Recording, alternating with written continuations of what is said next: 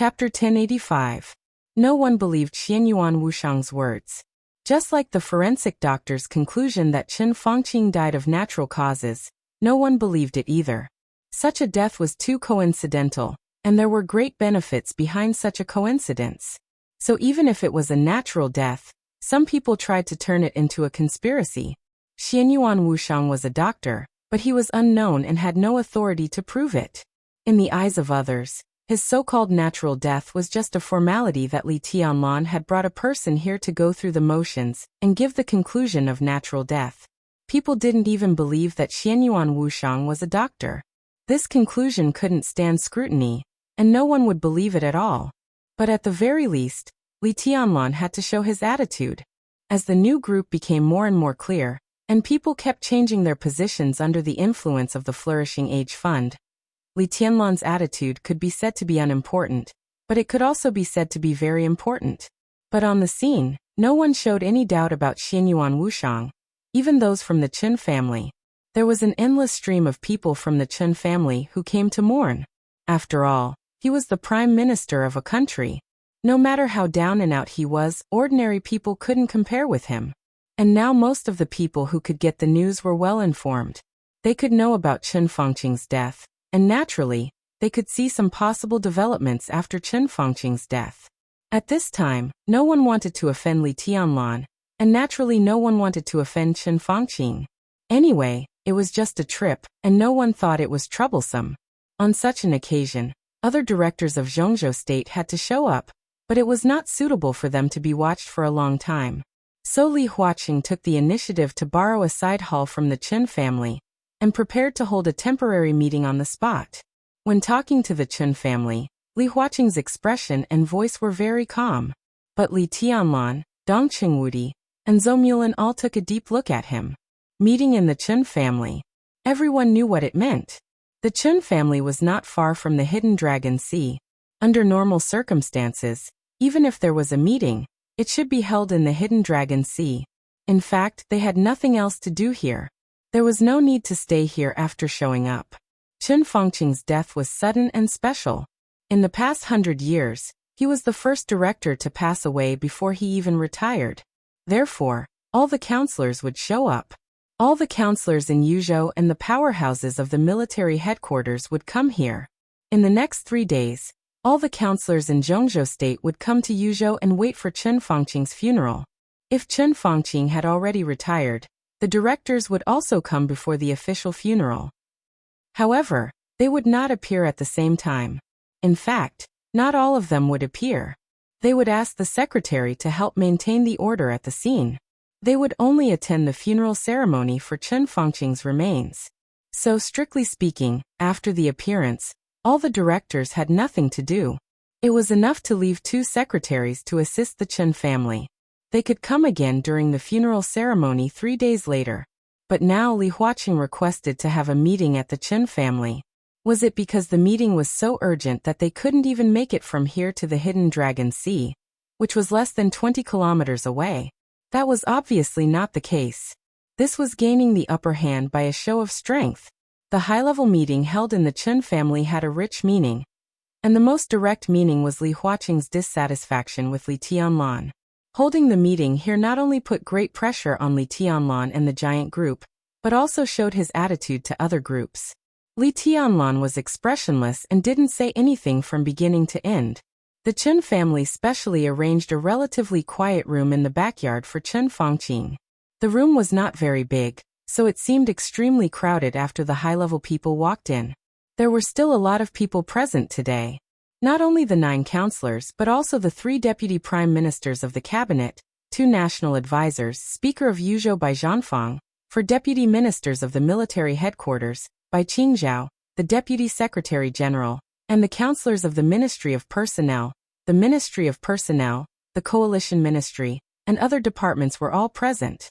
Li Huaqing sat in the main seat and silently looked at everyone present. Li Tianlan sat opposite Li Huaqing with a blank face. He didn't say a word and his mind was wandering. I just met the Prime Minister yesterday. Li Huaqing was silent for about 5 minutes before he slowly said, "We talked until late.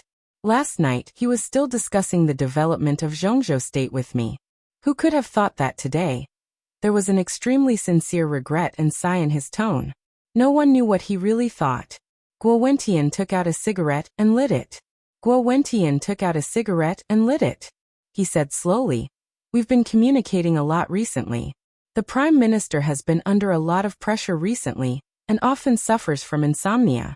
His headache is an old problem, and he's talked to the doctor about it, but the doctor didn't have a good solution. He just prescribed some painkillers and told him to rest well." Guo Wentian laughed at himself and said, "Pay attention to rest. As far as I know, the Prime Minister's work and rest have been extremely chaotic in recent years, and a lot of things have happened recently. How can he have any rest?" There was silence. The Prime Minister has always been very concerned about the affairs of the cabinet. The Prime Minister's vision has always been very long-term. He pays attention to the future of the cabinet. At the same time, he often reflects on the past of the cabinet, combines the past with the present, summarizes the experience, and explores the future road.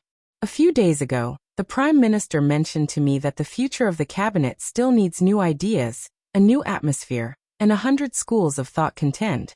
Many years ago, we vigorously supported agriculture, and later, we vigorously supported industry. These correct measures have established our position in the world today. In recent years, our eyes have been locked on finance and energy. For other fields, there has been a certain neglect, so we have also missed some opportunities. So the Prime Minister feels that after the election, we should promote some talents from various aspects and enrich the breadth of thinking of the cabinet. He said that no field of the country should be abandoned. A cabinet member suddenly said in a calm and unhurried tone. Li Tianlan raised his eyelids and glanced at him, but still did not speak. The speaker was He Zhengnan, a cabinet member who had been very low-key in recent years. The so-called cabinet member was theoretically at the same level as the deputy prime minister, but in fact, he had great influence but did not compete for the position of deputy prime minister. Strong people had real power in their hands, and they also had their own fields. But most of the time, they cooperated with the work of the cabinet. In other words, they cooperated with the work of the real master of the cabinet. A few years ago, He Zhengnan had been in a state of semi-retirement. After this election, he was bound to retire. No one thought that in this matter, he would rush out after Guo Wentian to be the vanguard. He Zhengnan felt Li Tianlan's gaze and nodded to him, smiling politely and respectfully. He was the backbone of the Prince Group, but he could not be regarded as one of the core members. However, Qin Fangqing died suddenly. In today's Yuzhou, he was already a relatively important figure that Guo Wentian could pull out, and Guo Wentian also gave him an offer that he could not refuse. Originally, He Zhengnan did not intend to express his position in this matter. The fields he was in charge of overlapped with Wu Zhengmin's in many places. In other words, he worked with Wu Zhengmin in the cabinet. After Wu Zhengmin entered the cabinet, he quickly straightened out the relationship. After experiencing the means of this old fox who had carried the flag for the Li family for more than 20 years, He Zhengnan chose to give in. Although he was still in office, he did not have much time to show up in the cabinet. In theory, the situation and rise and fall of the major groups in Zhongzhou state had little to do with him. But his son was now in a critical period. His son was now the mayor of East Mountain Province's Kojima City. Kojima was a vice-governor level city, but the mayor of Kojima was a vice-governor level city. Although it couldn't be said to be low in status, it wasn't too high either. Guo Wentian almost hit his soft spot as soon as he opened his mouth. If this operation was successful, after the election, his son would be transferred to the capital city of Tianfu Province to serve as a member of the council and the speaker of the capital city. In this position, if everything went well, it was very likely that he would become the governor of Tianfu Province in a single step after 5 years. That was the real core member of the Prince Group. At his age, his son had little chance to become a director, and the Prince Group did not have such resources.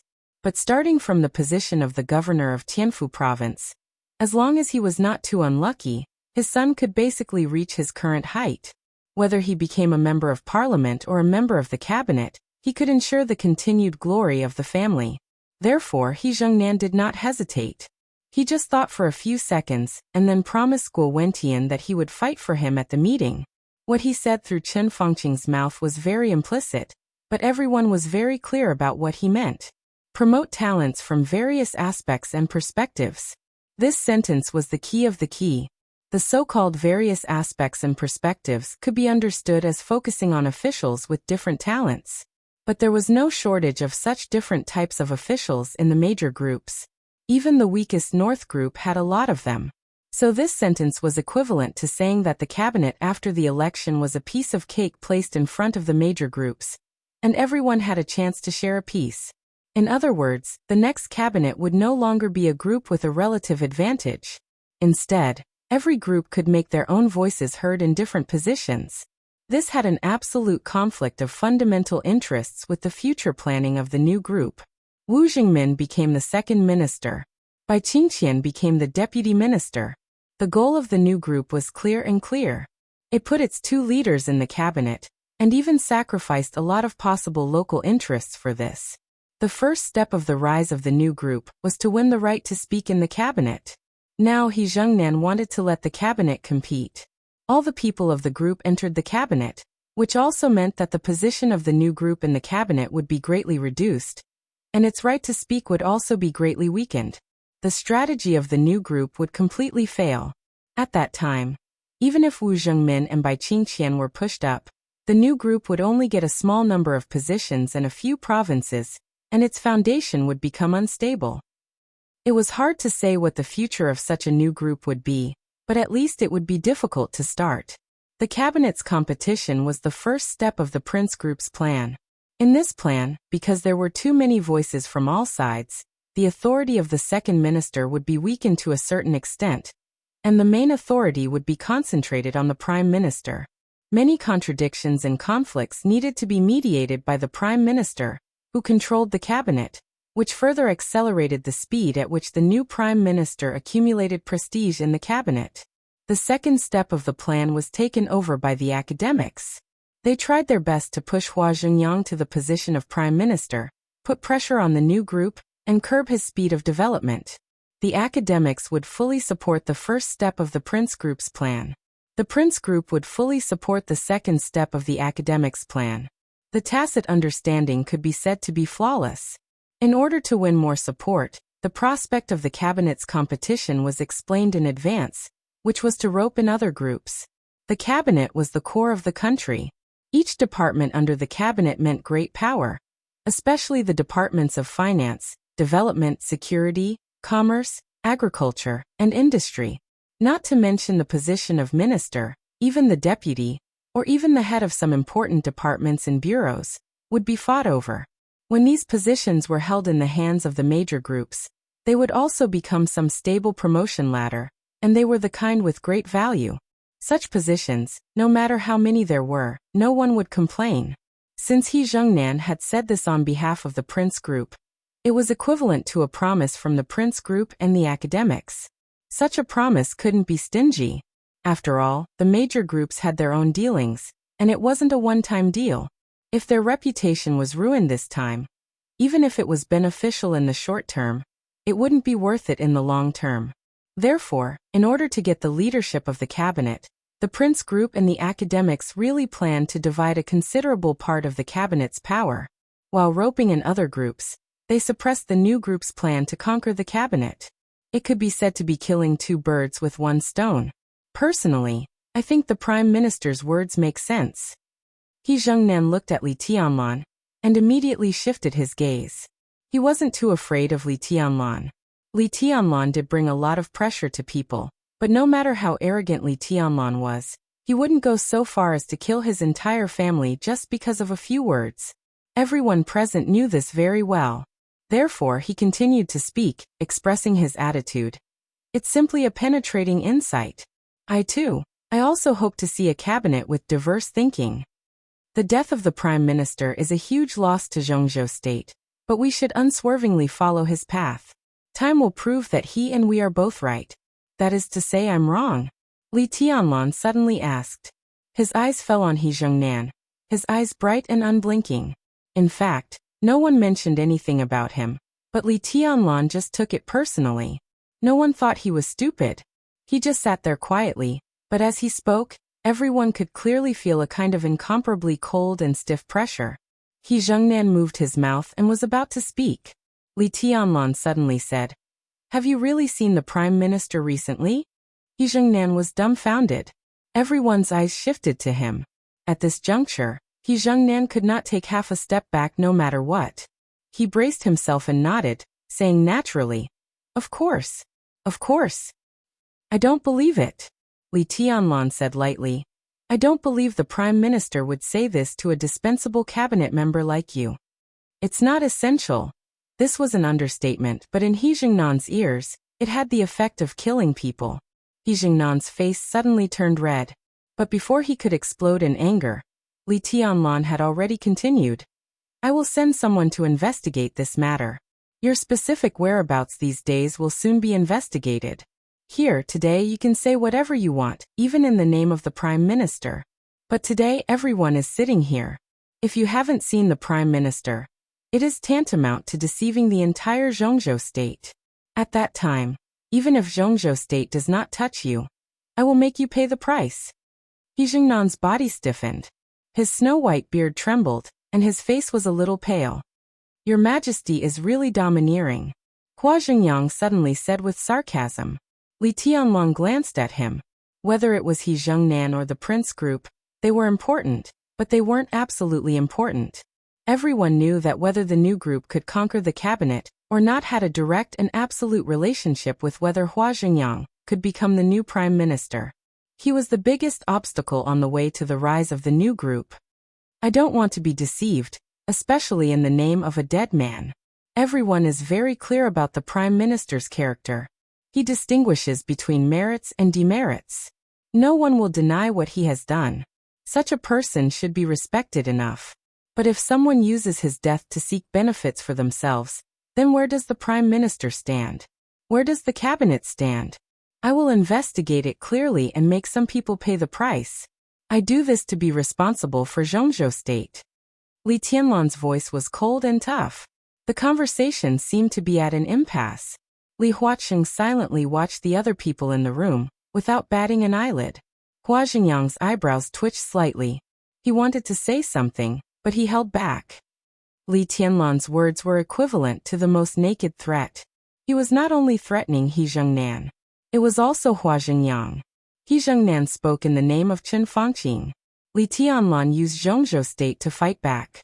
Be responsible for Zhongzhou state. Li Tianlan was already qualified to say this. No one present, including Li Huaqing, dared to say to Li Tianlan that Zhongzhou state did not need his responsibility. No one dared to say it, and no one could bear such a responsibility. So this extremely tough threat meant that Li Tianlan had forced the academics to the brink of falling out with him. Falling out completely? This was definitely not what Li Huaqing wanted to see. In the silence, Li Tianlan slowly tapped on the table in front of him. His fingers jumped rhythmically on the table, and the other hand supported his face. He tilted his body and looked at He Zhengnan. "Now, I will give you another chance. Tell me, have you seen the Prime Minister recently?" He Zhengnan's body trembled obviously. He wanted to speak, but he lost all his courage for a moment. Li Huaqing frowned and suddenly said, "Okay, we can discuss this matter later. Let's go back to Hidden Dragon Sea and hold a formal meeting." He paused and said calmly, "Huayang, you stay and see if there is anything else the Chen family needs." The Prime Minister left suddenly. "You have to temporarily take charge of the work of the cabinet, so that he can leave at ease." Temporarily arrest him? Was this temporarily really temporary, or? Li Tianlan raised his eyebrows and showed a sneer. "Li Huaqing, did you want to set the tone directly?" Ji Wenzong and Wan Qingyun also raised their heads at the same time, looked at each other, and wanted to speak. But Li Tianlan had already beaten them to it. "I'm different." He didn't finish his words either. It was because at the instant he spoke, cries of grief suddenly sounded from within the Chen clan. Wails of despair and misery filled the air. Such a sound was very common in the news of Chen Fangqing's death. However, the voice that had suddenly appeared seemed to have been magnified thousands of times in an instant. Li Tianlan was stunned. The next moment, the door of the temporary meeting room was suddenly pushed open. Li Huaqing's secretary, Ma Si, rushed in a panic.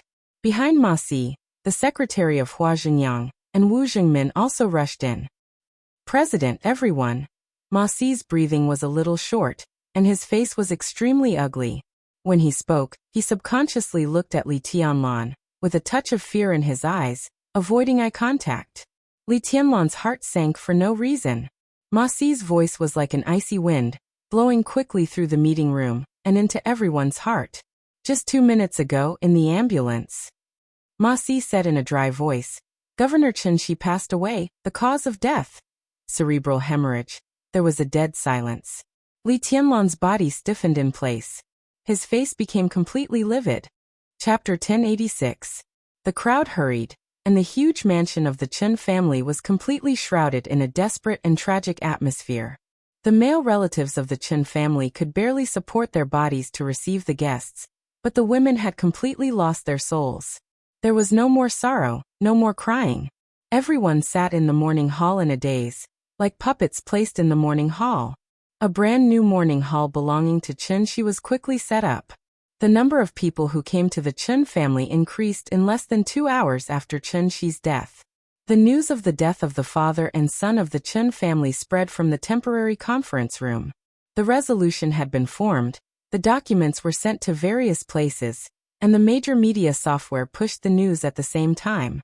At this time, almost all of Zhongzhou state had known that the prime minister and Chen Shi died on the same day. Li Tianlan was still the biggest suspect. Chen Fangqing's death shocked people and Li Tianlan's madness. But Chen Shi's death made almost everyone angry. It was too much. Everyone felt the same way. Li Tianlan was challenging the most basic bottom line that the whole Zhongzhou state had formed for hundreds of years. Killing the prime minister, killing the governor, if he could get through this safely, who would he not dare to kill in the future? Status was meaningless, position was meaningless, power was meaningless, and everyone in the whole Zhongzhou state would be shrouded in the shadow of Emperor Dong's palace. Would such a Zhongzhou state still be Zhongzhou state? Not anymore. The answer was yes. Not anymore. Such a Zhongzhou state was a cage. Perhaps no one would sympathize with Chen Fangqing and Chen Shi, but when they got the news, countless people started to unite and began to resist Li Tianlan. Power and the privileged class were unpopular in the eyes of most people, but they must exist. This was the most stable part of the order. Such stability was magnified to some extent, and became one of the sources of social stability. When the so-called privilege and power were killed by people who ignored the rules, regardless of the impact, such people became lunatics in the eyes of everyone. A lunatic who must die.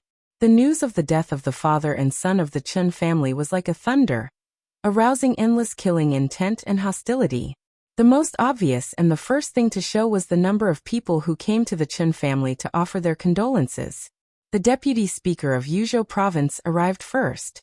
Nobody thought too much about the deputy speaker, who had the background of Special Warfare Group. Closely after that, the deputy mayor of Yuzhou province, the director of the development committee, and the deputy minister of the Ministry of Personnel arrived. Everybody sensed something unusual. The patriarchs of the rich and powerful families brought their core members to pay a visit.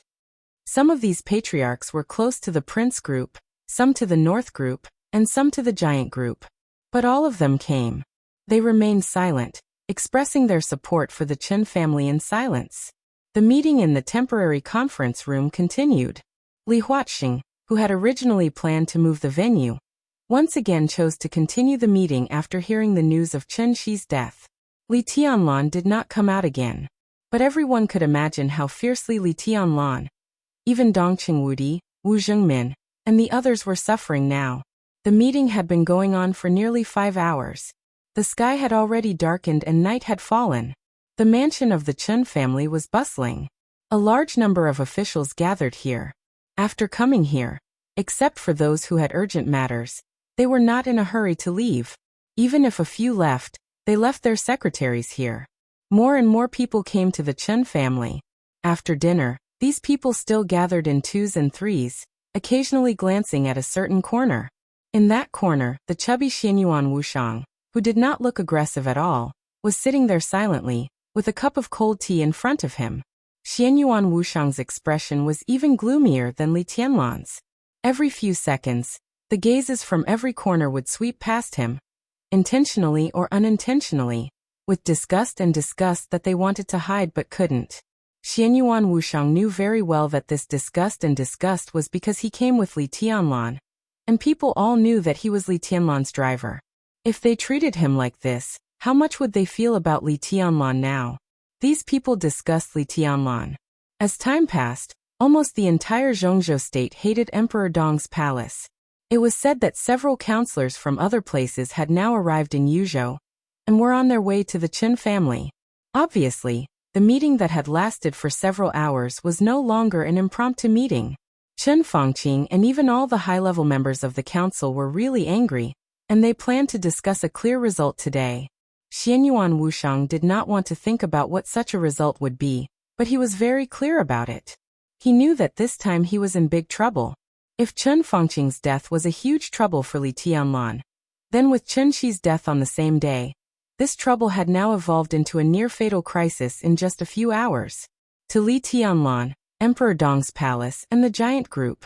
If this matter was confirmed, then it was no longer a question of how the strength of the new group would shrink. It was no exaggeration to say that this was a question of whether Li Tianlan and Emperor Dong's palace could continue to exist. No, this was no longer a question, because Zhongzhou state could not allow such a thing to exist. And such a thing did not even need to be confirmed.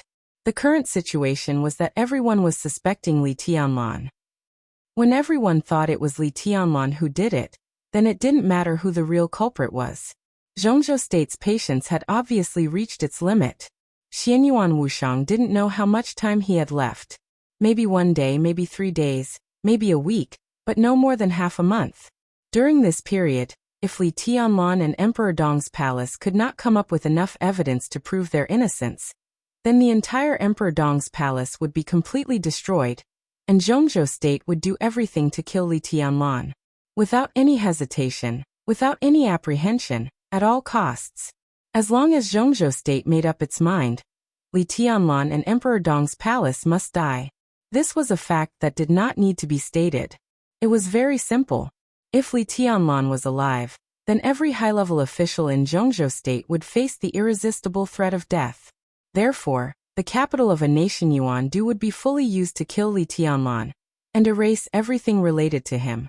Poison gas, bombing, surprise attack, assassination, seduction, even war, even nuclear war. Emperor Dong's palace did not have nuclear weapons, and their biggest deterrent was Li Tianlan himself. When Zhongzhou state made up its mind to eradicate Li Tianlan, they would not hesitate to take out all their trump cards. Li Tianlan was very destructive. Then they would surround him with a crowd. 100,000, 200,000, 500,000, 1 million, 2 million. The army was endless, and all kinds of high-tech weapons emerged one after another. This was not an exaggeration. If Li Tianlan could not prove his innocence, Zhongzhou state would inevitably do so. As long as there were people alive in Zhongzhou state, they would do so.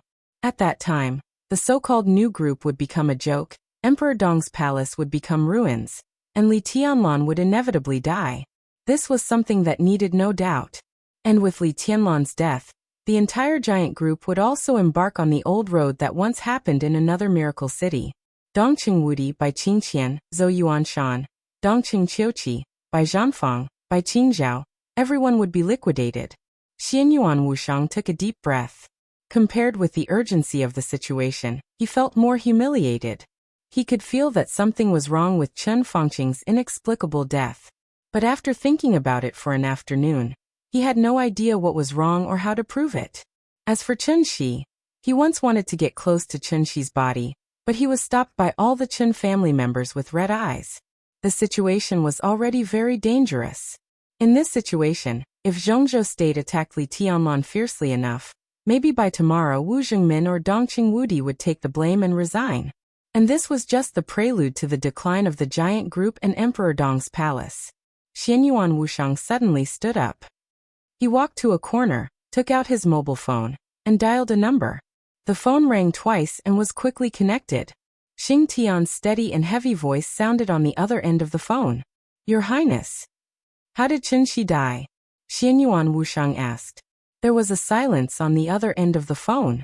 2 seconds later, Xing Tian's heavy voice sounded. I don't know. Then change from not knowing to knowing. Try. I want the information of the mastermind, even a clue. Xianyuan Wushang's voice was extremely cold and ruthless. If necessary, you can die. Okay. Xing Tian's voice was simple and honest, without any hesitation.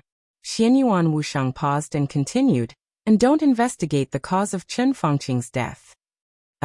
Xing Tian was a little confused.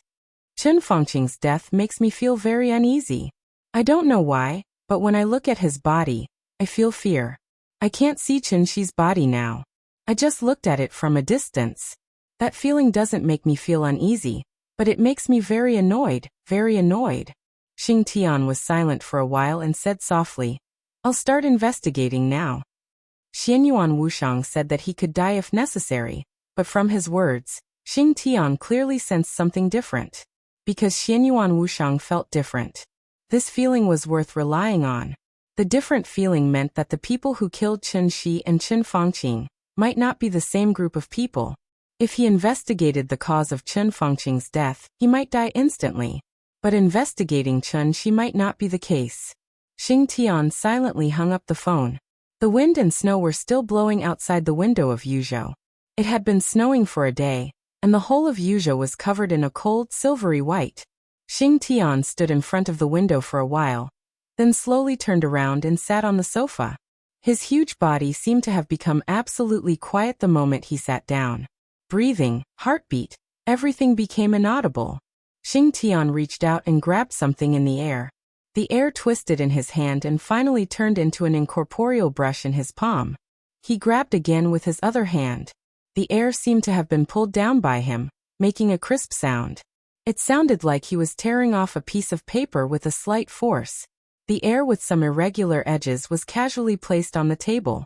Xing Tian held the incorporeal brush and stared at the incorporeal paper on the table. He was a calligrapher. In this field, he had the ability to see some things clearly. For example, the cause of Chen Shi's death. Xing Tian slowly put the brush down and slowly drew a line on the incorporeal paper. The incorporeal tip of the brush swept across the incorporeal paper, leaving a light red line. Xing Tian thought for a while and wrote 2 words on the paper. 6 years. Before he finished writing the 2 words, the incorporeal red line disappeared. Xing Tian was stunned. He knew that the starting point he was looking for was Li Tianlan, but Li Tianlan couldn't be the starting point. He drew another line and wrote down 2.5 years. The light red line appeared steadily on the paper. The tip of the brush began to tremble. Xing Tian wrote a line. Qimulin died. In the blink of an eye, countless densely packed words suddenly covered the empty piece of paper.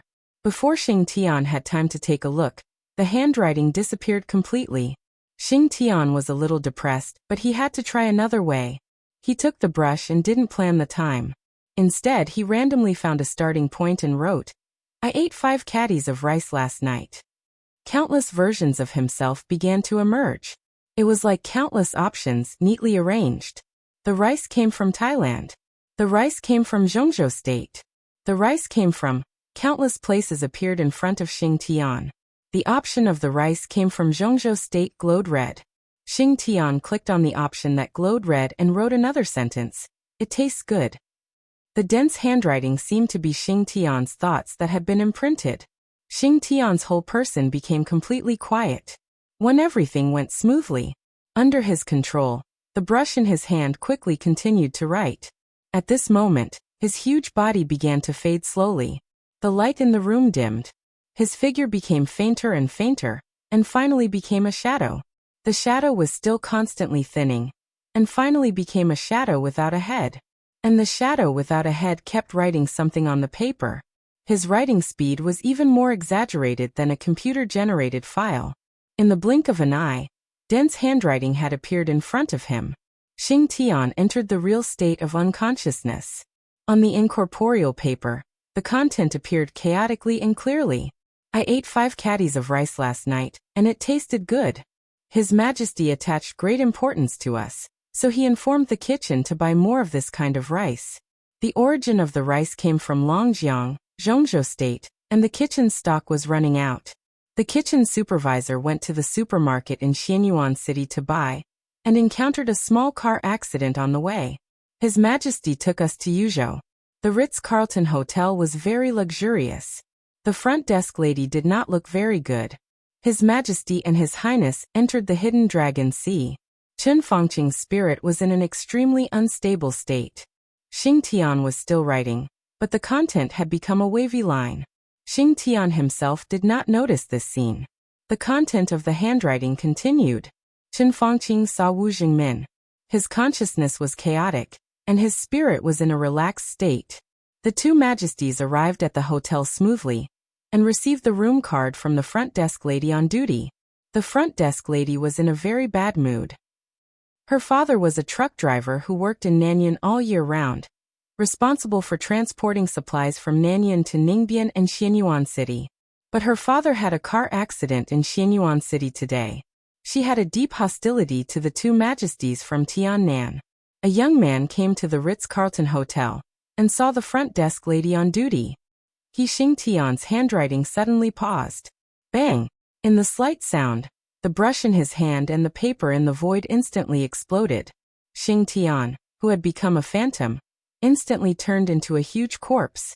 A mouthful of blood sprayed directly from his mouth. He opened his eyes. His eyes flickered with a touch of shock. He was originally calculating the cause of Chen Shi's death, but after entering the real state, he was cleverly misled. The direction of his investigation seemed to point to Chen Fangqing. There was a touch of shock in Xing Tian's eyes. The blown-up paper was pieced together in front of him. He looked at the words that had been written and frowned. It was not because there were too many words on it, but because there were too few words. There was a very interesting saying in the Miracle City, that a butterfly in the tropical rainforest of the Amazon River in South America could cause a tornado in Texas 2 weeks later with an occasional flap of its wings. This was the very famous butterfly effect. This was a strange chaotic phenomenon, but it was limited to one system. Xing Tian was a calligrapher, and his ability was more comprehensive. He could cross multiple systems in all directions. Starting from a small thing, it formed a huge chain reaction.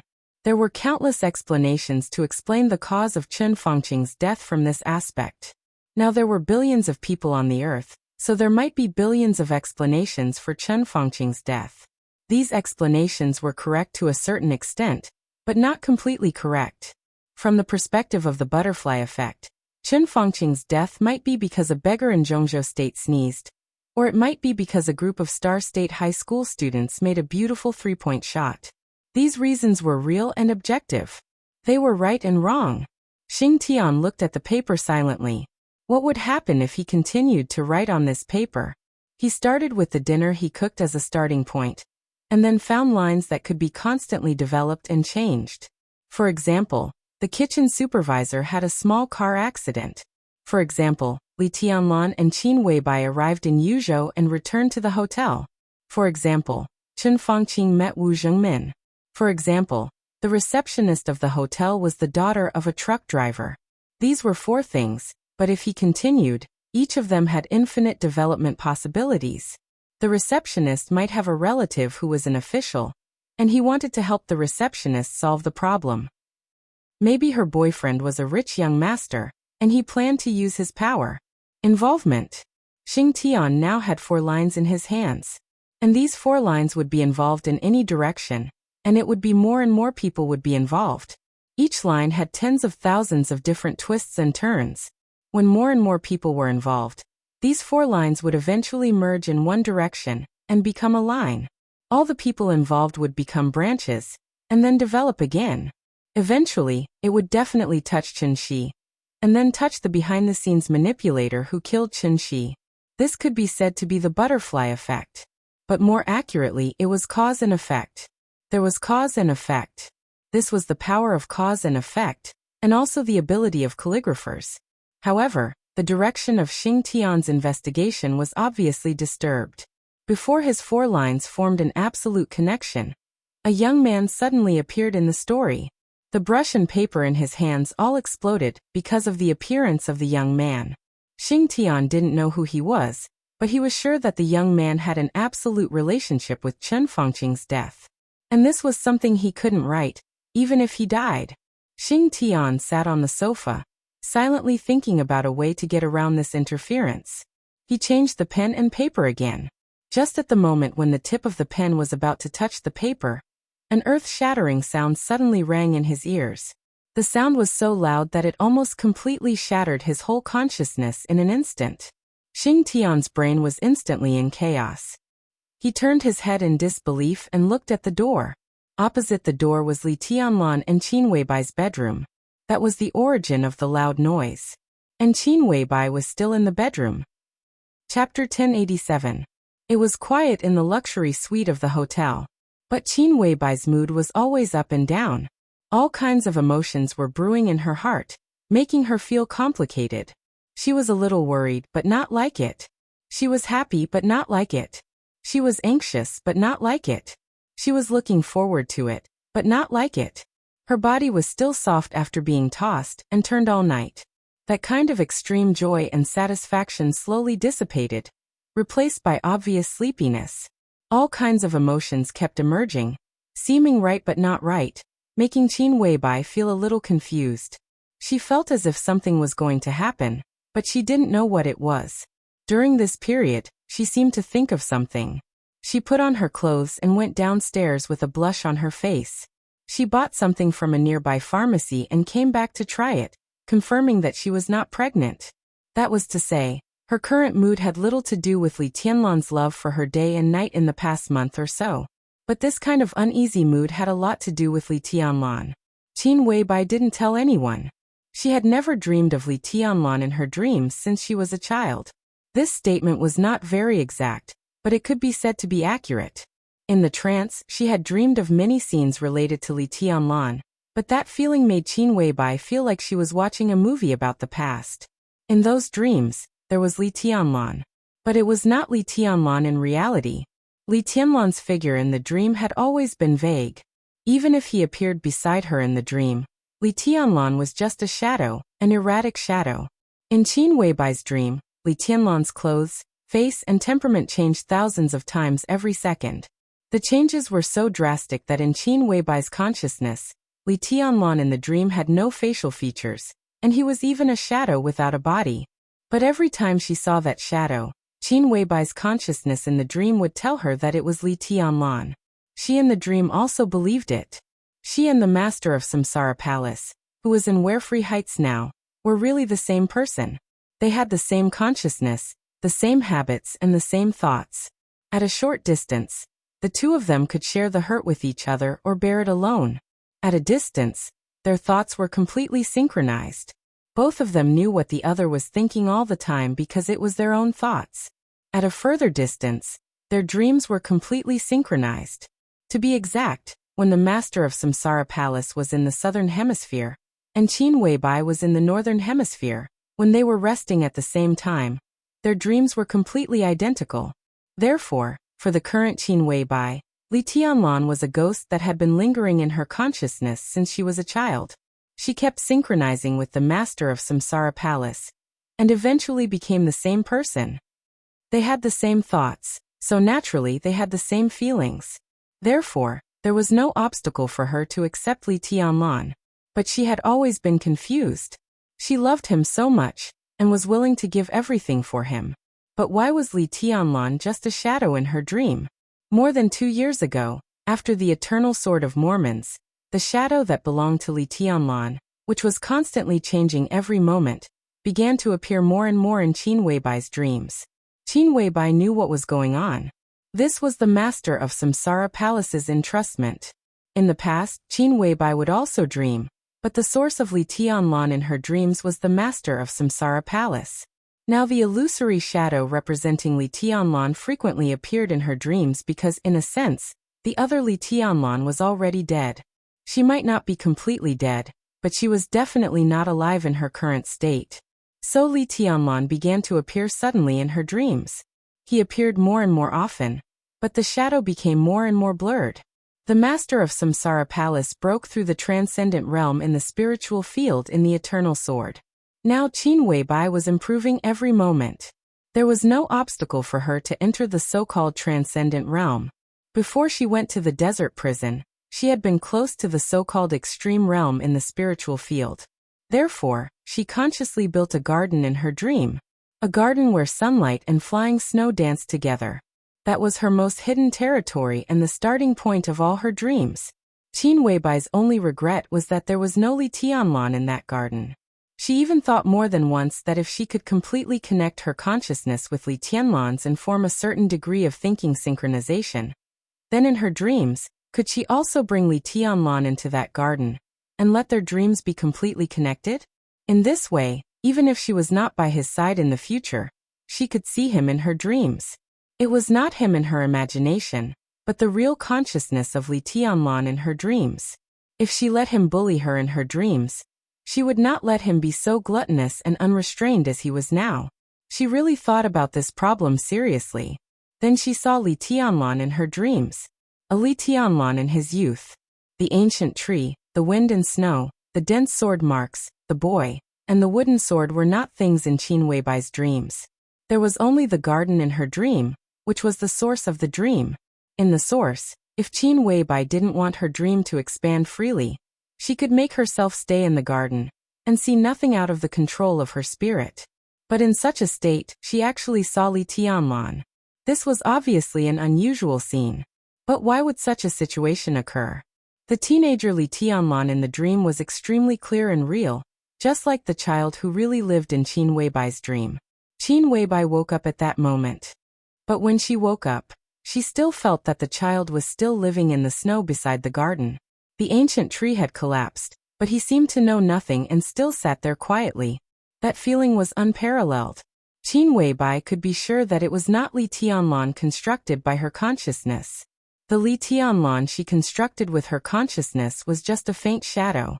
He was not a teenager, and even his figure was extremely vague. And not to mention that she had not reached the transcendent realm. Even if she had really entered the transcendent realm, she could not merge her consciousness with Li Tianlan's to form synchronization in the dream. This kind of thing, according to Qin Weibai's understanding, could only exist in fantasy, and it was just fantasy. So who was the teenager in her dream? Qin Weibai was a little uneasy. She carefully recalled the garden in the dream. The flowers were bright, the sun was bright, and the snow was cold. The teenager outside the garden was quiet and plain. It was a very beautiful picture, but it was so beautiful that it was not lively at all. Qin Weibai suddenly felt an indescribable sense of strangeness and horror. It was normal for her to recall every scene in the dream. But the more she thought about it, the weirder she felt. That kind of deeply hidden weirdness was originally completely hidden. But with the appearance of the young Li Tianlan, all the abnormalities were revealed little by little. Qin Weibai sat on the bed and wrapped herself in the quilt. The flying snow crossed the sky through the open curtains. Without Li Tianlan, the bedroom suddenly became very cold. She sat quietly like this. She didn't eat at noon. As time went by, she became more and more sleepy and began to struggle with her eyelids, but she always forced herself to hold on. At the thought of the teenager Li Tianlan in the dream, she felt a little scared and even dared not sleep. However, the extreme mental fatigue caused her consciousness to become deeper and deeper, deeper and deeper. Qin Weibai's body slid from the sitting position little by little. She lay down again and fell asleep again in a daze. It was still the bright and colorful garden, but the sunshine in the sky disappeared. The snowflakes were scattered and dancing. Qin Weibai stood where she was, feeling the gloomy sky in the dream, and understood that it was because she was too tired now. The flowers in the garden swayed slightly in the wind and snow. Qin Weibai stood stiffly in the garden in the dream, looking straight ahead. She even dared not turn her head. From her position, as long as she turned right, she could see the gate of the garden. If the teenager was still there, she might see the teenager Li Tianlan first. Qin Weibai on the bed breathed unsteadily and frowned. In the dream, she was already extremely nervous. The wind and snow in the air seemed to be much fiercer. In the dream, Qin Weibai clearly felt the cold. She kept taking deep breaths several times before she controlled herself to slowly turn her head. The first thing that came into her sight was not the gate of the garden, nor the teenager Li Tianlan outside the gate. Instead, it was a thick and old tree that blocked out the sky and the sun but was completely black. The dark giant tree stood outside the gate of the garden. In the wind and snow, the trunk, the treetop, the leaves, everything was quiet and almost dead, without the slightest tremor. Qin Weibai's body was cold, and her heart kept sinking. It seemed to be the giant tree that she had seen before that had collapsed. However, when he entered the dream for the second time, the tree had returned to its original appearance. No, it seemed that many years had passed in the dream. Not only did the tree return to its original appearance, but it had also become even stronger. The entire tree had also begun to turn dark and deathly still. There was no teenager under the tree, no wooden sword. There was emptiness. Qin Weibai breathed a sigh of relief. The moment her nervous mood relaxed, she suddenly froze again and looked carefully at the giant tree. Countless snowflakes fell under the crown of the giant tree, but the distribution of the snowflakes was somewhat different. There was a small area where the snowflakes seemed to be floating quietly. It seemed that there was something invisible there that supported the snowflakes and did not let them fall. Qin Weibai looked at it quietly. She looked for a long time before she finally confirmed that there seemed to be an illusory figure that had almost completely become nothingness there. He stayed there indifferently. If she did not look carefully, she could not find him at all. Qin Weibai breathed a sigh of relief in her heart. She knew that she dreamed of Li Tianlan again. In the case of extreme mental exhaustion, the control of the source of the garden was loosened. She dreamed of Li Tianlan at the source of the dream. The Li Tianlan in her dream was this shadow, which was changing every second, and was almost transparent. After all, it was something in her consciousness. The coldness in Qin Weibai's heart slowly dissipated. She walked over briskly. In her dream, the Li Tianlan in her dream could do a lot of things. But this time, the illusory shadow that seemed like it would dissipate at any moment did nothing. He sat quietly under the tree, as if he was extremely tired and resting, but also as if he was thinking about something. His posture looked a little strange. Qin Weibai looked for a long time before she realized that the shadow's body was a little tilted. This posture seemed to be held in someone's arms. Qin Weibai looked at it carefully. It meant that there was nothing next to the illusory shadow of Li Tianlan.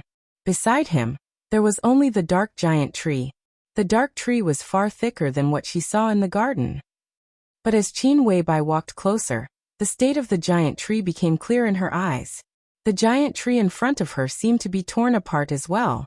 At this time, there were pieces of metal fragments of different colors inserted in the trunk of the giant tree. Qin Weibai couldn't recognize what kind of metal they were, but she could vaguely feel the color of the metal fragments. However, the originally colorful metal fragments were all dim at this time. Dense cracks spread on each fragment, which was shocking. The cracks spread from the roots to countless branches. Thousands, tens of thousands, hundreds of thousands, or even more pieces of metal were densely packed together. The black giant tree was completely torn by the metal fragments.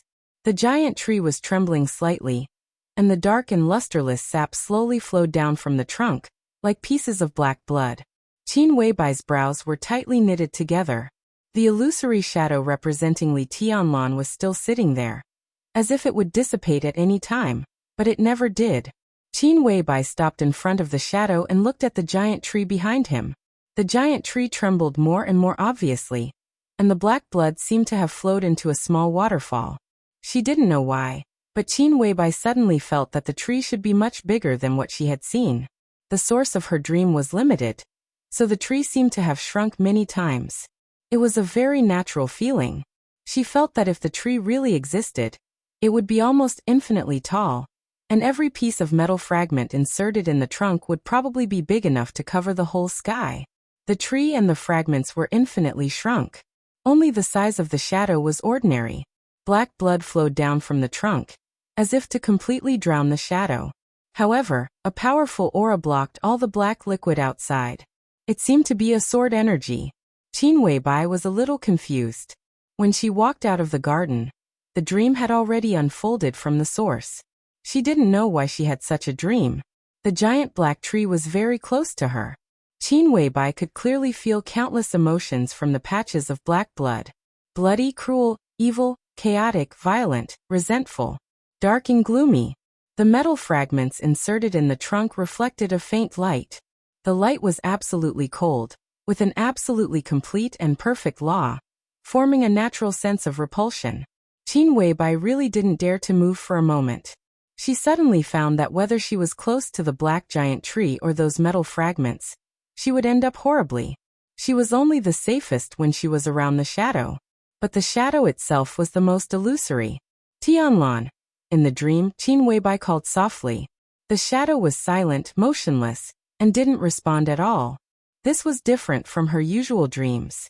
Qin Weibai thought about it, and did what she used to do in her dreams. This was her dream. Everything in front of her was a continuation of her consciousness. She had absolute authority here. In her dream, Li Tianlan was just a shadow that was constantly changing every minute and second. Qin Weibai would try to focus her attention and her consciousness every time to make Li Tianlan become clear. Such an attempt had never succeeded, but she would keep trying until she woke up naturally. Qin Weibai gently sat next to the shadow and looked at it seriously. She began to concentrate her attention and focus her consciousness. The dream began to shake unstably. This was a sign that she was about to wake up after doing something deliberately in the dream. Qin Weibai looked at the shadow in front of her calmly. The shadow began to become clear in her constant concentration. A shallow, faint outline appeared in the almost transparent shadow. The outline began to have slight edges. A touch of color gradually appeared in her sight. It was purple. The moment the purple color appeared, it began to change into various complex colors. Qin Weibai had long been used to this change. However, this change only appeared for a few seconds today, and then it was completely fixed. The constantly changing color disappeared. A shocking black and red color appeared in front of Qin Weibai. No, it was not black and red. It was a black windbreaker. However, the windbreaker was stained with large patches of blood. The blood was almost smeared on every corner of the black windbreaker, which looked sad and tragic. The smell of blood began to appear in the dream. The black windbreaker with a corner stained with blood became completely clear, and did not change. It did not change. Qin Weibai's heart began to sink like crazy, as if falling into an ice cave. Because this time, Li Tianlan's body was also fixed and did not change. More and more black windbreakers began to appear. The bloodstains spread all the way down. But what Qin Weibai saw was only a black windbreaker. In the dream, she did not see Li Tianlan's leg. It seemed to be cut by an extremely sharp weapon. One of Li Tianlan's leg had completely disappeared. The wound seemed to have happened not long ago. Hot blood was flowing from the wound, and the hem of the windbreaker was almost completely soaked in blood. The shadow became clearer and clearer. Qin Weibai saw Li Tianlan's other leg. No, it was the other half of the leg. His calf also disappeared, and so did his knee.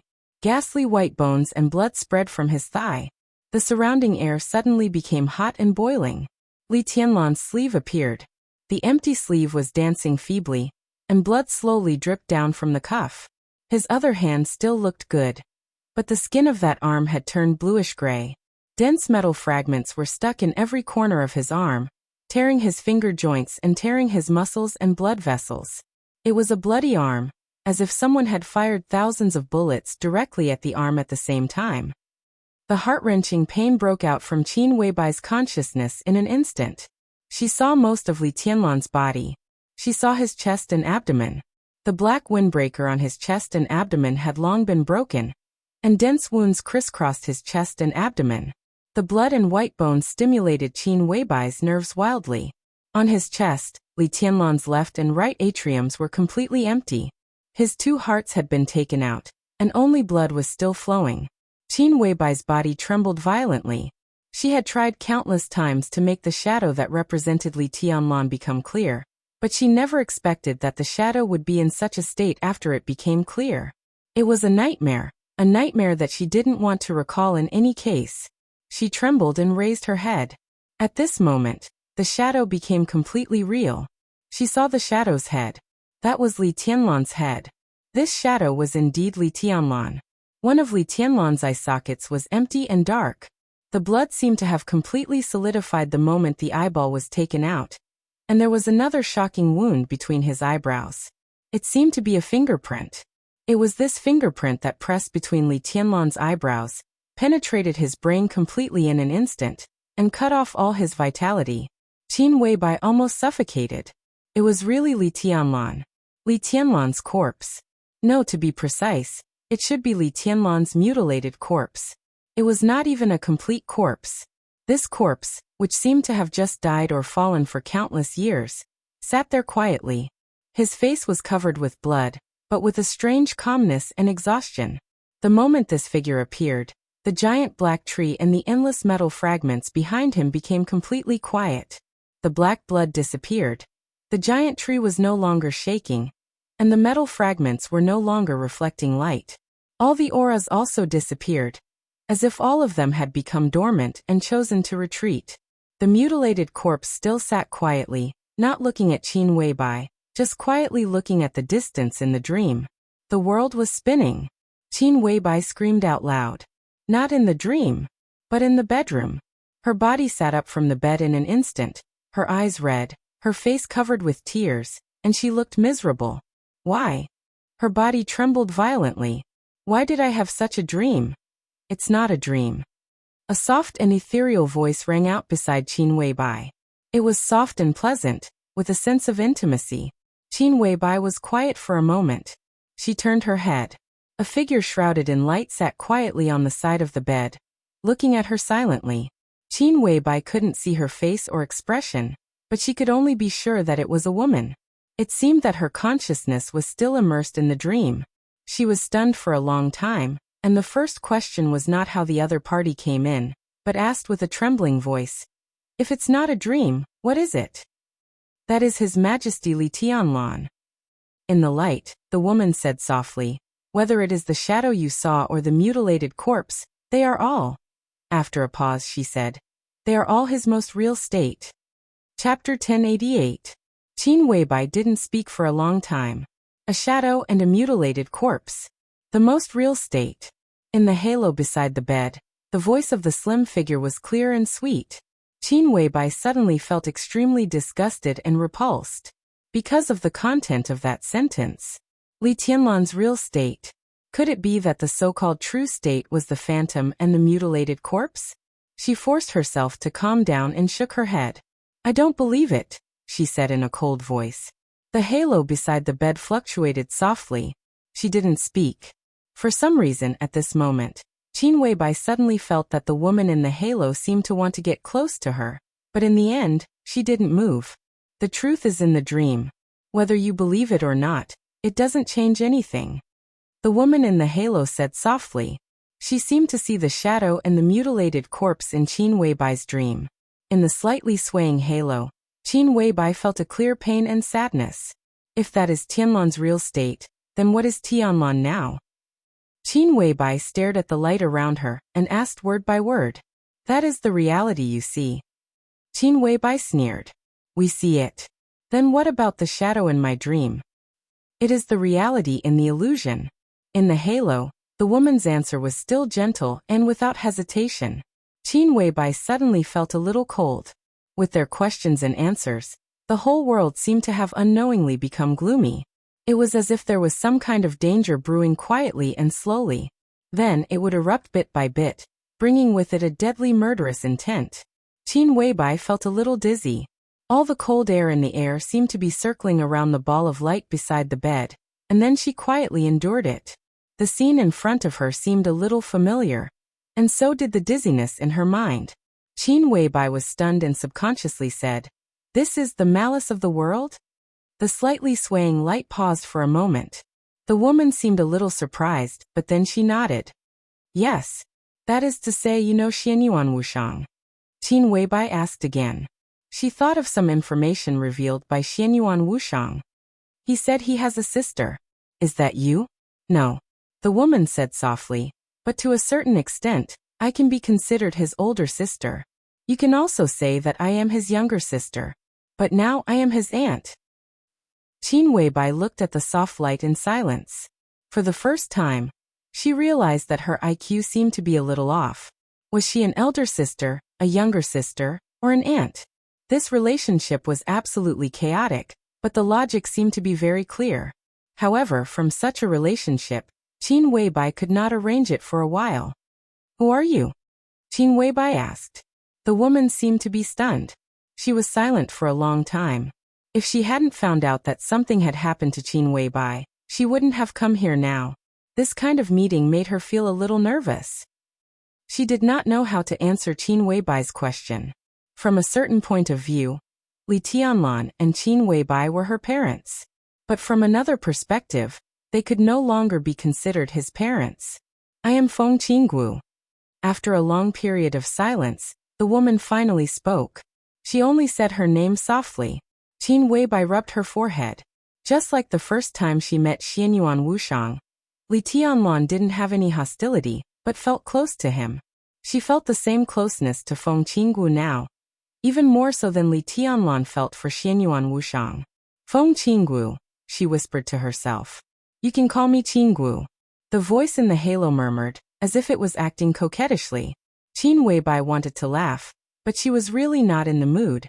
She rubbed between her eyebrows like Li Tianlan and said softly, That dream, what's going on? It's a real projection projected in your consciousness. Of course, from your point of view now, it's also illusory. But no matter what the situation is, its existence needs to be affirmed. The temperature in the air seemed to be colder, with a bone-chilling coldness.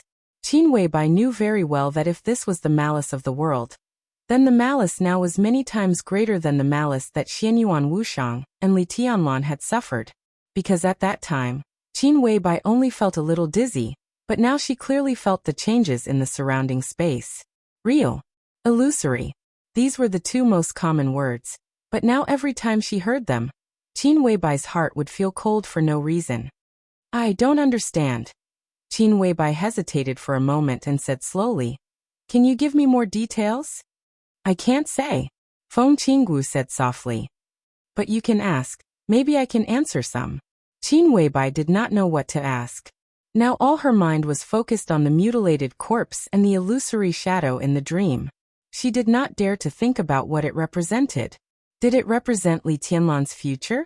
As soon as this thought popped up, Qin Weibai felt weak all over.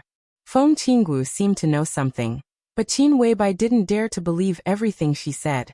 But she didn't dare to disbelieve it either. The only topic she could talk about now seemed to be this. In that dream, I dreamed of Tianlan. Qin Weibai wanted to say something but stopped on second thought. That is indeed His Majesty, but not the future His Majesty. Although it is not very accurate, if we must describe it, it should be the past His Majesty. Feng Qinggu said. Qin Weibai's heart trembled slightly. Her ability to accept things was obviously not comparable to that of ordinary people. With her other self as a living example, she easily thought of a direction that others did not dare to think of. You mean reincarnation and rebirth? There is no such thing as reincarnation in this world. Feng Qinggu said slowly, It's reincarnation, not your Majesty's personal reincarnation, but Kacha Feng Qinggu. The voice suddenly disappeared. In Qin Weibai's sight, the empty air suddenly twisted, and a piercing coldness broke out in an instant, turning into an ice wind. Shocking ice layers began to appear in the empty air. Feng Qinggu changed the topic and said softly, Your understanding is wrong because of the problem of the timeline. But in fact, time has no meaning. What you experience is only your own timeline. When you put time in a wide enough area, you will find that the so-called present may be the future in another area, and the future may be the past in another area. What you see now is only the past relative to your current timeline. But whether it is the present or the future, that scene has happened. Qin Weibai was in a daze. Why did I dream of this? She asked softly. You are waking up, or in other words, another you is waking up, and you have caused a synchronization in a sense. What is waking up? Feng Qinggu fell silent again. This was obviously a question she could not answer. After waking up, will I see that kind of Tianlan? I am also very awake now, and I would rather not wake up like that. Qin Weibai continued. This is an inevitable process. Feng Qinggu said slowly. It is irreversible. And from our point of view, we all hope that you can speed up your awakening, even if it is for His Majesty. Qin Weibai looked at her quietly, waiting for her explanation. Feng Qinggu was silent for a while, and said softly, His Majesty's path has come to an end. and his experience is completely different from that of another you. The current level is already the peak state he can reach. He may be stronger, but it is impossible for him to break through again. Only when you gradually wake up can His Majesty really break through to that supreme realm. Qin Weibai thought for a while, and there was obvious suspicion in her eyes. Xianyuan Wushang didn't tell me this. This is not what he is qualified to know now. Feng Qingwu's tone was light. But in fact, there is nothing wrong with Tianlan's current state. He is only 24 years old. In 10 years, or even less, he will definitely break through again, and become a real heavenly son. There is no sign that he can't break through, and he doesn't notice it himself. It's not that he can't break through. Feng Qingwu said calmly, he can't break through. Once he takes that step on his own, he'll be discovered. Discovered by who? Qin Weibai's heart suddenly sank. Feng Qingwu moved her body and said softly, do you still remember that story? The other story you experienced, the end of His Majesty. Qin Weibai's body quietly tensed up. That was undoubtedly her biggest secret. How did Feng Qingwu know? That's about it. But in that world, when everything happened, we all paid attention to it. But at that time, things were completely out of control, and we could no longer control the development of things. His Majesty took that step by himself in that world. And the end was already determined. Even if he didn't die under your sword, he would die in other places. Feng Qingwu said. Qin Weibai's face was a little gloomy. You mean if the current Tianlan breaks through again, he will die? Yes. Feng Qingwu's answer was without any hesitation. Qin Weibai sat on the bed in a daze. After a while she asked, how do you know what happened in that world? Time is meaningless. Feng Qingwu said something inexplicable and continued to say, and the situation where you are now is a coincidence of time and space paradox. This is also the result of our efforts. In order to achieve this goal, we have paid a very heavy price. Feng Qingwu seemed to say something else. But Qin Weibai could not hear it at all. All her consciousness was attracted by Feng Qingwu's words. To achieve this goal. Forming this paradox. If the existence of two of her was really a kind of time and space paradox, then this was not a coincidence, but created by Feng Qingwu? Was she created by them? Qin Weibai suddenly felt like laughing and crying at the same time. You mean, I'm something that you guys created? A machine? It has nothing to do with you. Feng Qingwu shook her head. What we can do is to send you here. And to do all this, we did not create you, but to modify time and space and physical constants. You will understand all this, provided that your awakening is smooth enough. Qin Weibai sat there in a daze. After a long time she whispered, if I wake up successfully, what will happen to Tianlan? His Majesty will return. Feng Qingwu's voice was slow, but with unparalleled solemnity and fanaticism. Qin Weibai did not speak. Qin Weibai continued to say, and what you need to do most is to synchronize your dream with His Majesty's thinking. As you imagine. This is the first step for His Majesty to return. Wake up, return. Qin Weibai whispered softly. If I wake up and he returns, will we still be us? Of course. Feng Qingwu seemed to be smiling. In fact, you have woken up partly, but obviously, you do not feel any change in yourself, nor will you become another person. I have woken up partly. Qin Weibai was stunned. Feng Qingwu looked at Qin Weibai silently and whispered, maybe you don't realize it yourself, but you killed Qin Fangqing. After being stunned for a second, Qin Weibai suddenly reacted. I didn't do it. You don't need to do it. Feng Qingwu shook her head. You have thought about it. Qin Weibai sat on the bed, hugged her shoulders tightly, and shook her head subconsciously. Who the hell are you? After a pause, she smiled somewhat self-deprecatingly. Or are you still human? Gods or demons? I am human. Feng Qingwu's tone was a little complicated, with certainty and a little confusion. She was silent for a moment and whispered, of course in the eyes of others they call me Dominator. Of course in the eyes of others they call me Dominator. Qin Weibai did not speak. Her bright eyes were a mess, and countless thoughts appeared at the same time. She seemed to be a little confused and a little chaotic. You don't look very well. Feng Qingwu said. I'm just a little cold. Qin Weibai replied slowly. If you need warmth, Feng Qinggu smiled. I can give it to you. A soft and fluctuating light suddenly bloomed in front of Qin Weibai. Thousands of lights shone. The originally soft light became extremely cold in an instant. Feng Qinggu seemed to be reflecting the cold light of the metal. However, the surrounding air instantly became warm as spring. Time froze in an instant. The light of the metal was slightly refracted. The light shuttled and rushed into space at a speed faster than light. The virtual quantum network base station was instantly formed. Virtual shuttling and leaping in an instant. Feng Qingwu's consciousness went straight into the starry sky through the quantum network base station.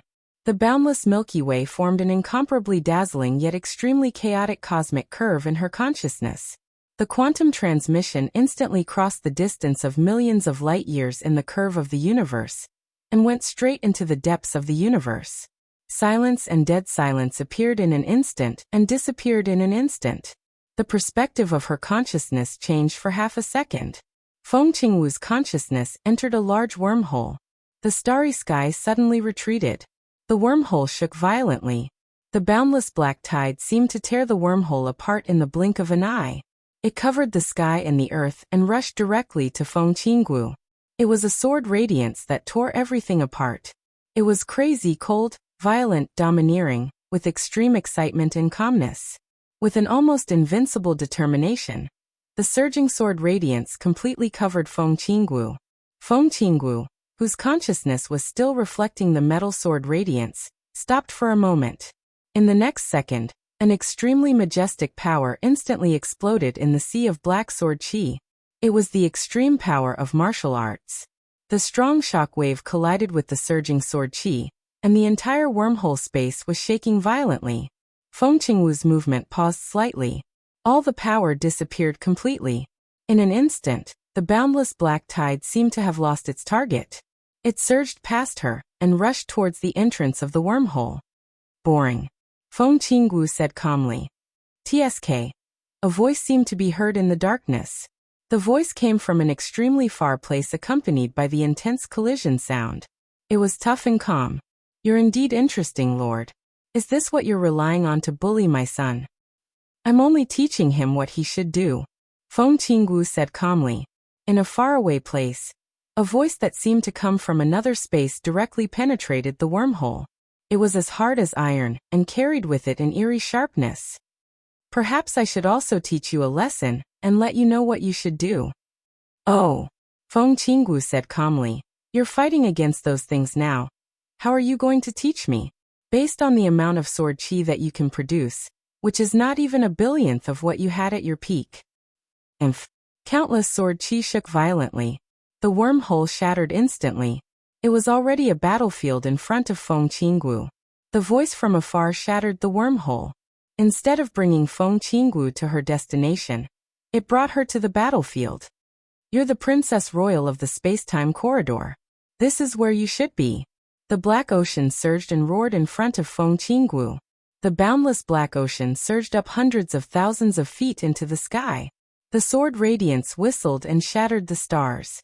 Countless metallic objects fell into the black ocean. The area of the battlefield was almost calculated in terms of light years. The crazy killing did not stop for even a moment. Countless races, large amounts of metal. The sky was filled with mechas, and the dark enshrouded shadows.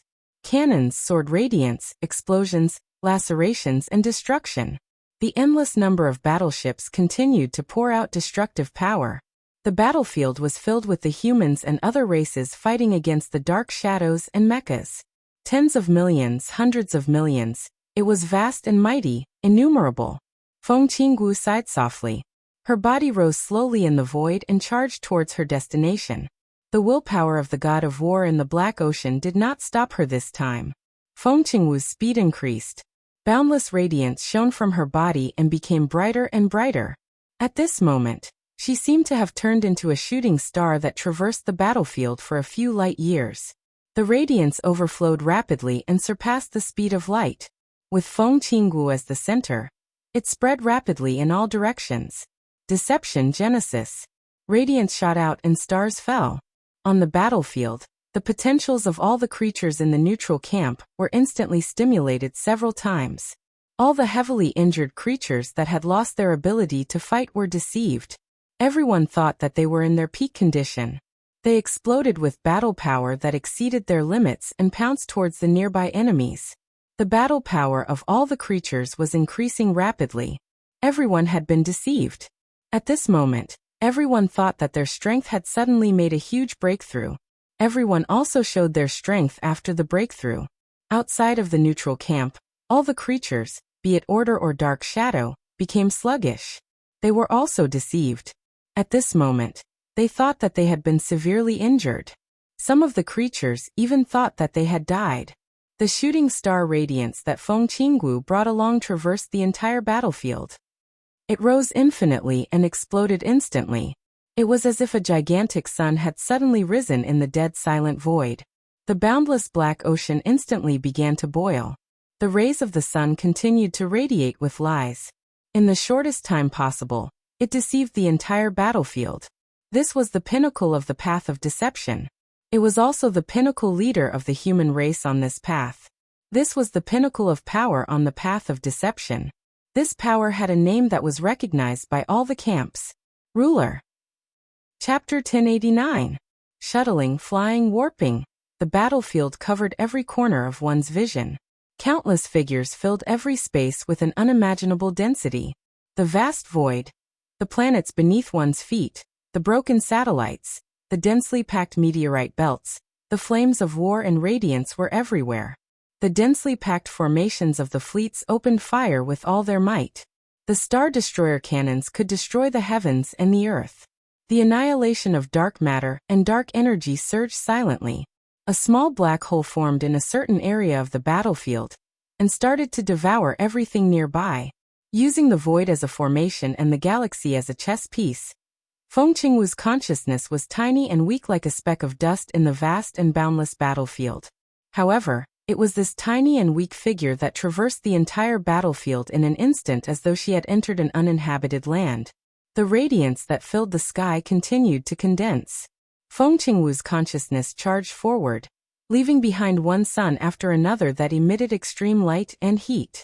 The absolute destructive power and the instantaneous reversal of the situation clearly displayed the powerful strength of the peak energy source of the neutral camp. However, Feng Qingwu was not intercepted by the peak energy source of the opposing camp. Deception Genesis. This was equivalent to simulating the real environment. In a short period of time, she made full use of all factors that were beneficial to her side, and made full use of all factors that were disadvantageous to the enemy.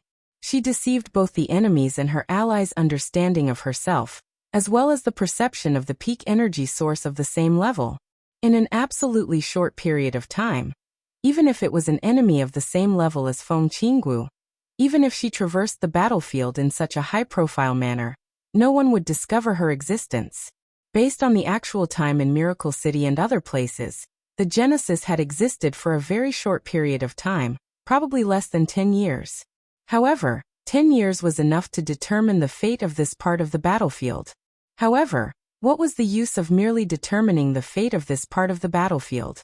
The fate of the human race and all the neutral creatures had already been determined and would definitely end. Perhaps in the entire neutral camp.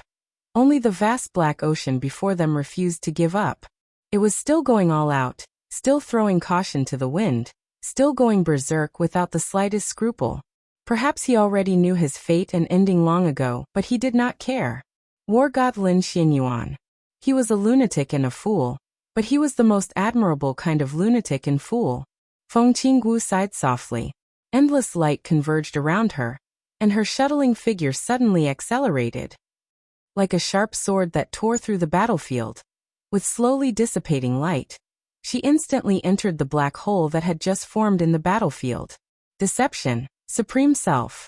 On the battlefield where light and shadow intertwined, an almost supreme will appeared. It was cold, majestic, and irresistible. The moment this willpower appeared, it went against the evil intentions of the world. The black hole that was still taking shape instantly turned into a wormhole. The laws of time and space distorted at a speed visible to the naked eye. Feng Qingwu's body entered the wormhole, and appeared tens of thousands of light years away in the blink of an eye. The moment her body entered the black hole, an endless army of the neutral faction rushed out of the same wormhole and joined the battlefield. This was the true ruler. On the battlefield he ruled over everything. The black hole that had just formed was turned into a two-way passageway by Feng Qingwu's lies. It was the same entrance, but there was no difference between entering and exiting. This kind of deception could only last for a few years, but it was enough for the neutral camp to invest billions of soldiers into the battlefield in the next few years. The stars in the sky flickered and retreated rapidly. The newly formed wormhole extended infinitely in Feng Qingwu's consciousness.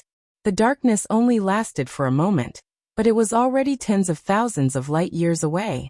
It was still the same scene, the same battlefield, the same black ocean, and the same war god Lin Xianyuan. The black ocean formed by the endless sword intense was the most real state of war god Lin Xianyuan, and also his most primitive form of existence. At the start of the war, this ocean surged into the corridor of time and space from the realm of war to the corridor of time and space.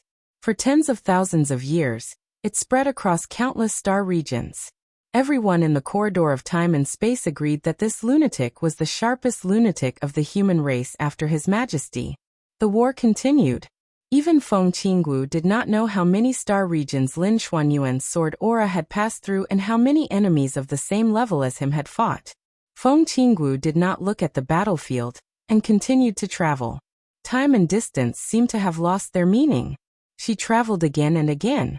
When Feng Qingwu's consciousness traveled through the wormhole, she suddenly felt a majestic force from the outside world penetrating the wormhole, and instantly extending the distance she could travel. Feng Qingwu felt slightly relieved. She knew that she was finally close to her destination. This majestic force was the aura of the War King of the corridor of time and space. In the next second, the silence disappeared completely, and there was no more killing. An extremely huge planet appeared in front of Feng Qingwu. This planet rotated slowly, almost occupying all of Feng Qingwu's consciousness. Feng Qingwu was in a trance for a moment. In front of this planet, Miracle City was like a child's toy block in front of a skyscraper. The strong contrast stunned Feng Qingwu, who had already placed all of her attention on Miracle City. She finally reached her destination. This was the capital of the corridor of time and space. Old Capital City. Feng Qingwu took a step forward. Her destination was very clear. Therefore, when she took a step, she deceived the distance between time and space. The chaotic meteorite belt and the atmosphere changed instantly. Feng Qingwu's consciousness had already appeared in an extremely huge palace. The ancient bronze palace was a little mottled and old. Faint lights flickered in every corner of the palace. The space was filled with a clear and ancient aura. In the palace, darkness and light bloomed at the same time and disappeared at the same time. Everything was silent. "Qingwu, what's the matter?" A gentle voice suddenly rang out inside the palace. An extremely gentle golden light suddenly lit up in the deepest part of the palace.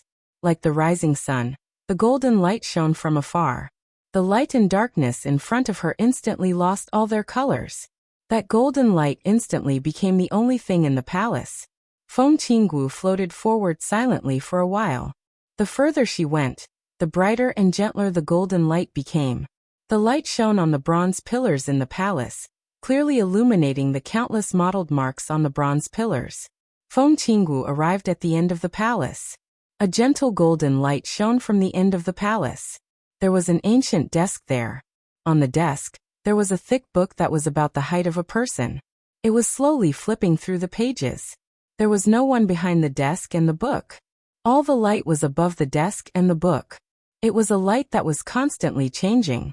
Sometimes, it was a divine weapon, sometimes, it was a misty cloud. In essence, this tiny and changing speck of light was a drop of blood. There was no corpse or shadow. It was just a drop of blood. Feng Qingwu looked at the drop of blood in front of her. She bowed slightly and said softly, "Greetings, Your Majesty." "What's the matter?" The gentle voice in the golden light was clear and gentle.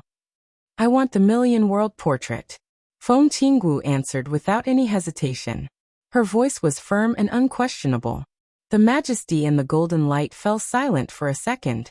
"The million-world portrait. one of the most important weapons in the corridor of time and space. It was also one of the 4 most powerful divine weapons in the neutral camp. King Wei, Million World Portrait, Tower of Human Emperor, Xianyuan Sword.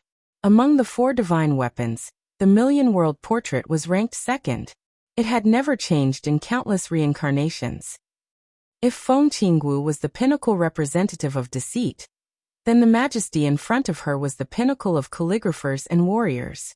The Million World Portrait was something that the majesty had studied for his entire life. Not only did it contain his calligraphy, but it also contained the calligraphy of every calligrapher in the corridor of time and space. The Million World Portrait had existed for thousands of years. Every painting had the ability to split open the sky. Similarly, the Million World Portrait was the only divine weapon in the corridor of time and space that could contain the majesty's drop of blood. Without the Million World Portrait, the vitality of the majesty's drop of blood would gradually dissipate. He would become weaker and weaker until he died. It was destined to be a long time. Unfortunately, time was meaningless. Since there was a possibility of death, the reality of death might appear in the next second. It might be 10,000 years for Feng Qinggu, or a minute for the majesty. Sure. A second later, the majesty's voice was heard. Which one do you want? The Book of Creation. Feng Qinggu seemed a little surprised, but she still answered the majesty's question quickly. The thick book on the table flipped a few pages and a clear tearing sound was heard in the palace. A thin page fell out of the book and landed in Feng Qinggu's hand. It was as light as a feather.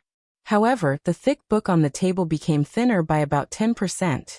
Streaks of vital energy flew out of the palace and spread into the void. It was the vitality of the majesty's blood dissipating. Feng Qinggu remained silent for a while and said softly, "Thank you." The majesty's laughter echoed in the bronze palace. It was carefree and calm. Why? Feng Qinggu couldn't help but ask. The majesty seemed a little confused. The Book of Creation is very important to you too, Feng Qinggu said. If I'm not wrong, you spent most of your time resting in the Book of Creation. The vitality of your blood overflowed into the Book of Creation and returned to your body. How long could you last without the Book of Creation? Actually, I was mentally prepared for you to reject me because of the corridor of time and the human race. The human race's overall situation, His Majesty whispered to himself and then laughed. His laughter was very soft at first, but then it became louder and louder. However, it was not the kind of hysterical laughter. This laughter was clear, calm, indifferent, open-minded, and finally turned into a faint tiredness. The human clan. What's the big picture? Feng Qinggu was shocked and asked subconsciously, "What do you mean?" Exactly what I said. The Majesty said calmly. I gave you the Book of Creation because you need it more than I do. Tell me about Her Highness's situation? Her situation is very special. Feng Qinggu was a little uneasy and thought about the Majesty's words. She said subconsciously, in the past few samsara cycles, even if there were returnees, none of them were at the level of the two of them. Their existence can't be replicated. The so-called experience we summarized is only based on the other returnees and the process of your return. In fact, no matter you, me, or anyone else, is worthy of being mentioned in the same breath as them. We can't speculate the process of their return. According to my observation, Your Majesty Tianlan has now vaguely come into contact with part of the power of Tianju. This also means that if Your Majesty returns, you will at least reach the 7th level of authority. This is only the most conservative estimate. Tianju. The Majesty pondered and sighed softly.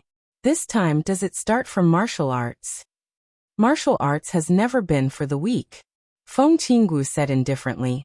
Over the years, the King of War has lost some competitiveness. You haven't taken any action. Countless people in the corridor of time and space think that the path of martial arts has lost its former glory. But is that really the case?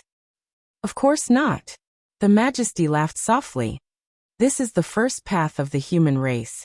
Perhaps compared to order and shadow, it has congenital flaws and shortcomings. But I always believe that this path represents true invincibility. Look at Lin Xianyuan and Wang Fuxing. Feng Qinggu said. When His Majesty didn't take action, the two from the God of War realm, and the Emperor Palace represented the peak of martial arts in the neutral camp, the god of war. Lin Xianyuan stood at the pinnacle of martial arts, and had personally slain the apocalypse of the Order faction. The current god of war was the strongest blade cutting through thorns and thorns for the human race. The most ancient path of martial arts was constantly bursting forth with great vitality in the most chaotic and dangerous situation. Therefore, Feng Qinggu didn't think there was any problem with his path of return. "What about Her Highness?" His Majesty asked slowly. Feng Qinggu obviously hesitated and said softly, "I'm not very sure. But so far, she seems to have shown some ability that belongs to Dream, but it is very weak. It is precisely because of this ability that she came into contact with the real imprint that Your Majesty left in the deepest part of her consciousness in order to protect her. I think this should be caused by Her Highness, who is now in hibernation. But we can't detect her situation. We can only detect something from Qin Weibai. This is also what I want to say. Her Highness could survive because of the real imprint that Your Majesty left in the deepest part of her consciousness. That is to say, Your Majesty's real imprint is in Qin Weibai's consciousness. Now Your Majesty has shown an ability similar to the heavenly end. If Her Highness Qin Weibai can further wake up and synchronize her consciousness with Your Majesty's, then His Majesty may come into contact with his real imprint and speed up the pace of return.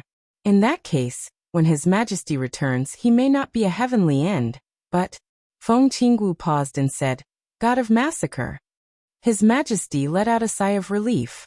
With expectation and understanding, he said, "So you want the picture of all worlds?" "Yes," Feng Qinggu said slowly, "but I didn't expect you to really give it to me." The topic came back again. His Majesty didn't avoid it this time. He just said softly, "It doesn't matter. There is nothing in the space-time corridor that can't be given to them. The big picture. Without the space-time corridor, the so-called big picture is just an illusion." Suddenly, the faint golden light began to brighten. His Majesty's voice became calm and determined. "Maybe I should go out for a walk, in case the god of war takes all the limelight." Some of the premonitions in his heart became reality. Feng Qingwu's heart slightly sank. "You're right," His Majesty said calmly. The golden light began to leave the desk and move forward slowly. "Maybe this is the last time we meet." His Majesty's voice was calm and powerful. "There will be no miracle.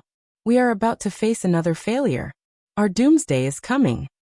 "I'm ashamed to face His Majesty and Her Highness," His Majesty said softly. "As the human emperor of the space-time corridor, I have never really completed my mission in the long years. All of us are ashamed to face His Majesty and Her Highness. The human clan has never obtained the right to survive." His Majesty laughed self-deprecatingly. "It has never happened." Neutral camp. The god of war dominated the world. The human emperor was calm. The 4 great divine artifacts stabilized the overall situation.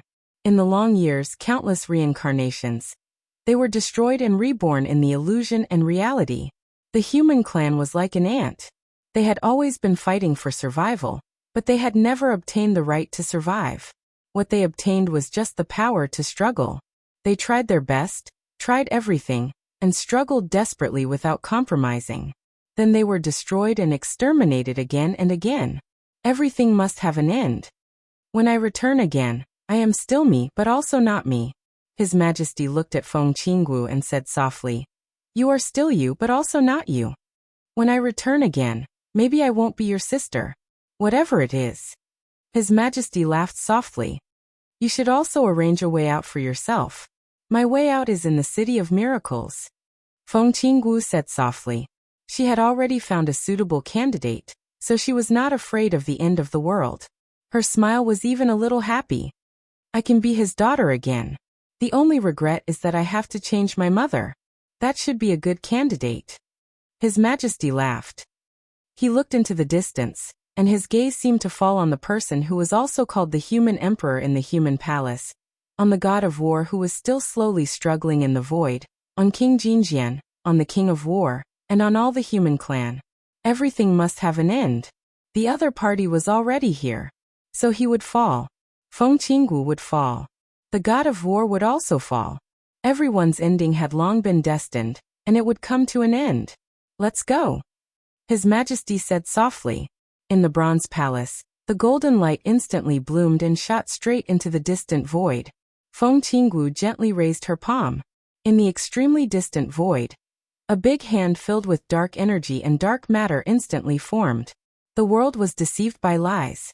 The illusory hand slowly moved down and finally enveloped a star that was at its peak. In the next second, the big hand disappeared.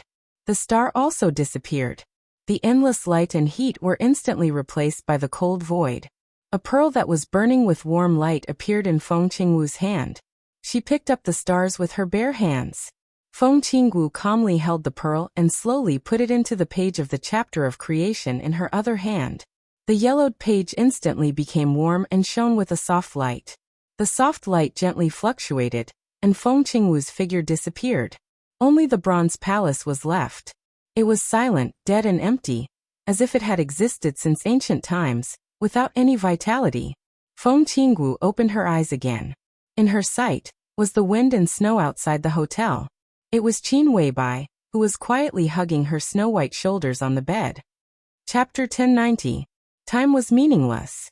Feng Qingwu's consciousness traveled through the void. Her time was moving, but Qin Weibai's time was still. Therefore, everything happened in less than a second. In Qin Weibai's consciousness, Feng Qingwu said that she could give her warmth. She didn't do anything extra, but a light and delicate page appeared on her slender palm. The moment the hazy light appeared, it seemed to completely suppress the light in the bedroom.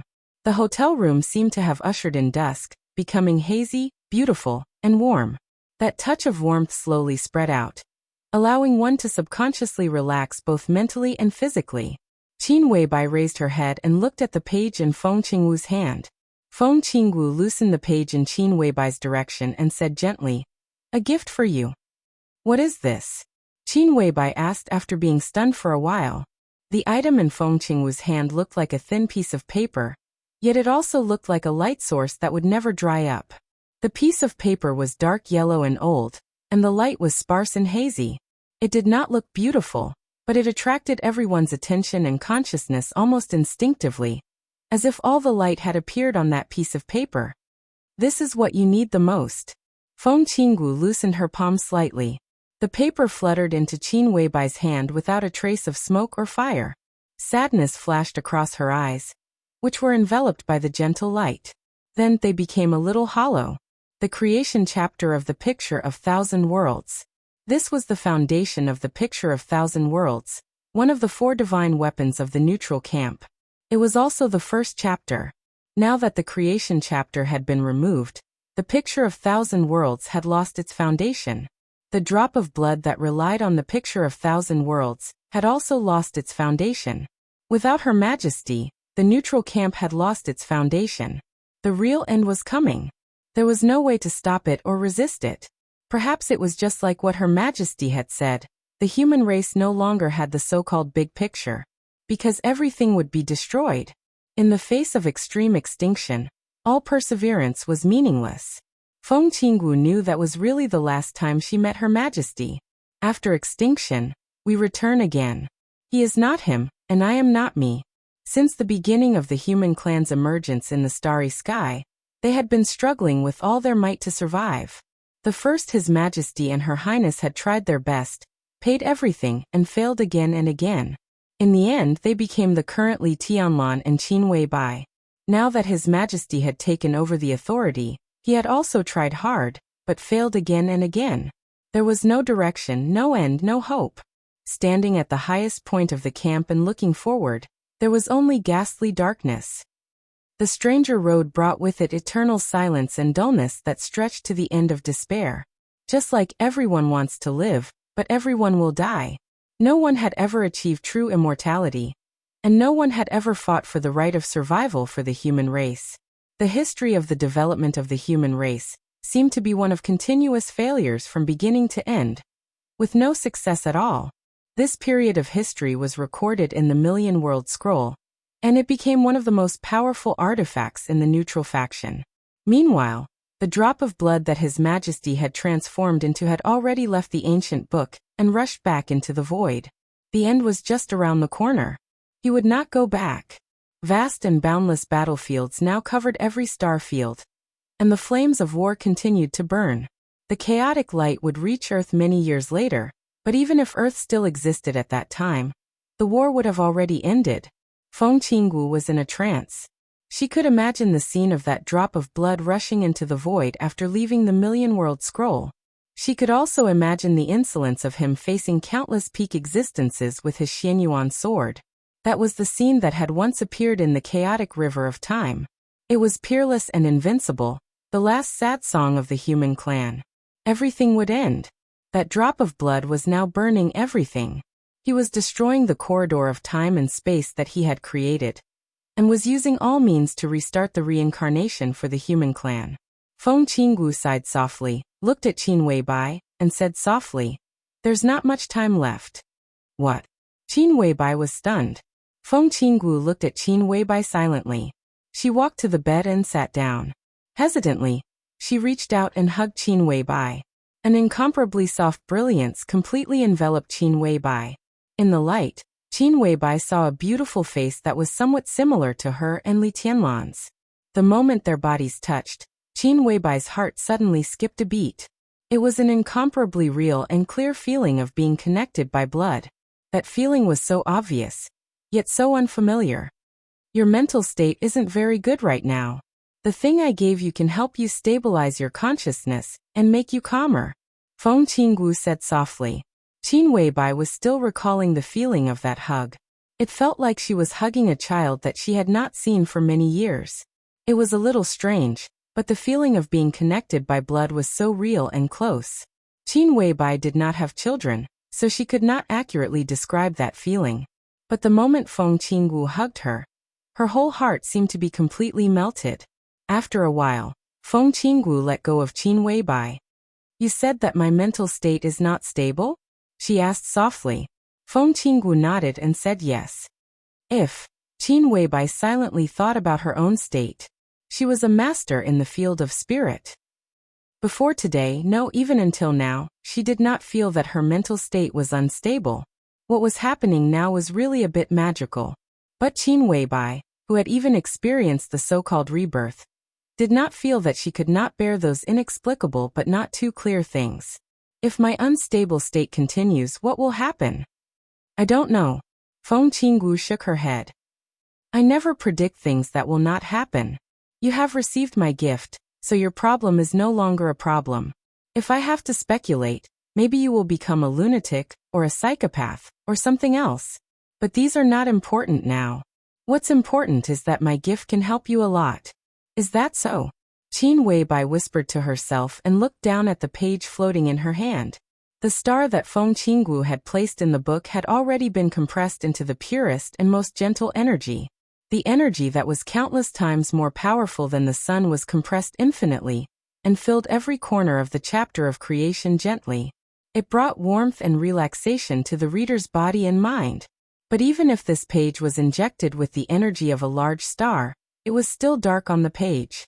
Only the extremely hazy and warm light penetrated through the darkness. Qin Weibai looked at it silently. There seemed to be a mass of black fog in the glowing dark paper, but it was also like a dense chaos. The absolute silence and darkness seemed to be completely still. This kind of color attracted all of Qin Weibai's attention. She kept looking at it, and then suddenly realized that the black on the paper was not necessarily pure darkness. Even darkness could not be so quiet. This darkness was like real nothingness. There was nothing, not even darkness.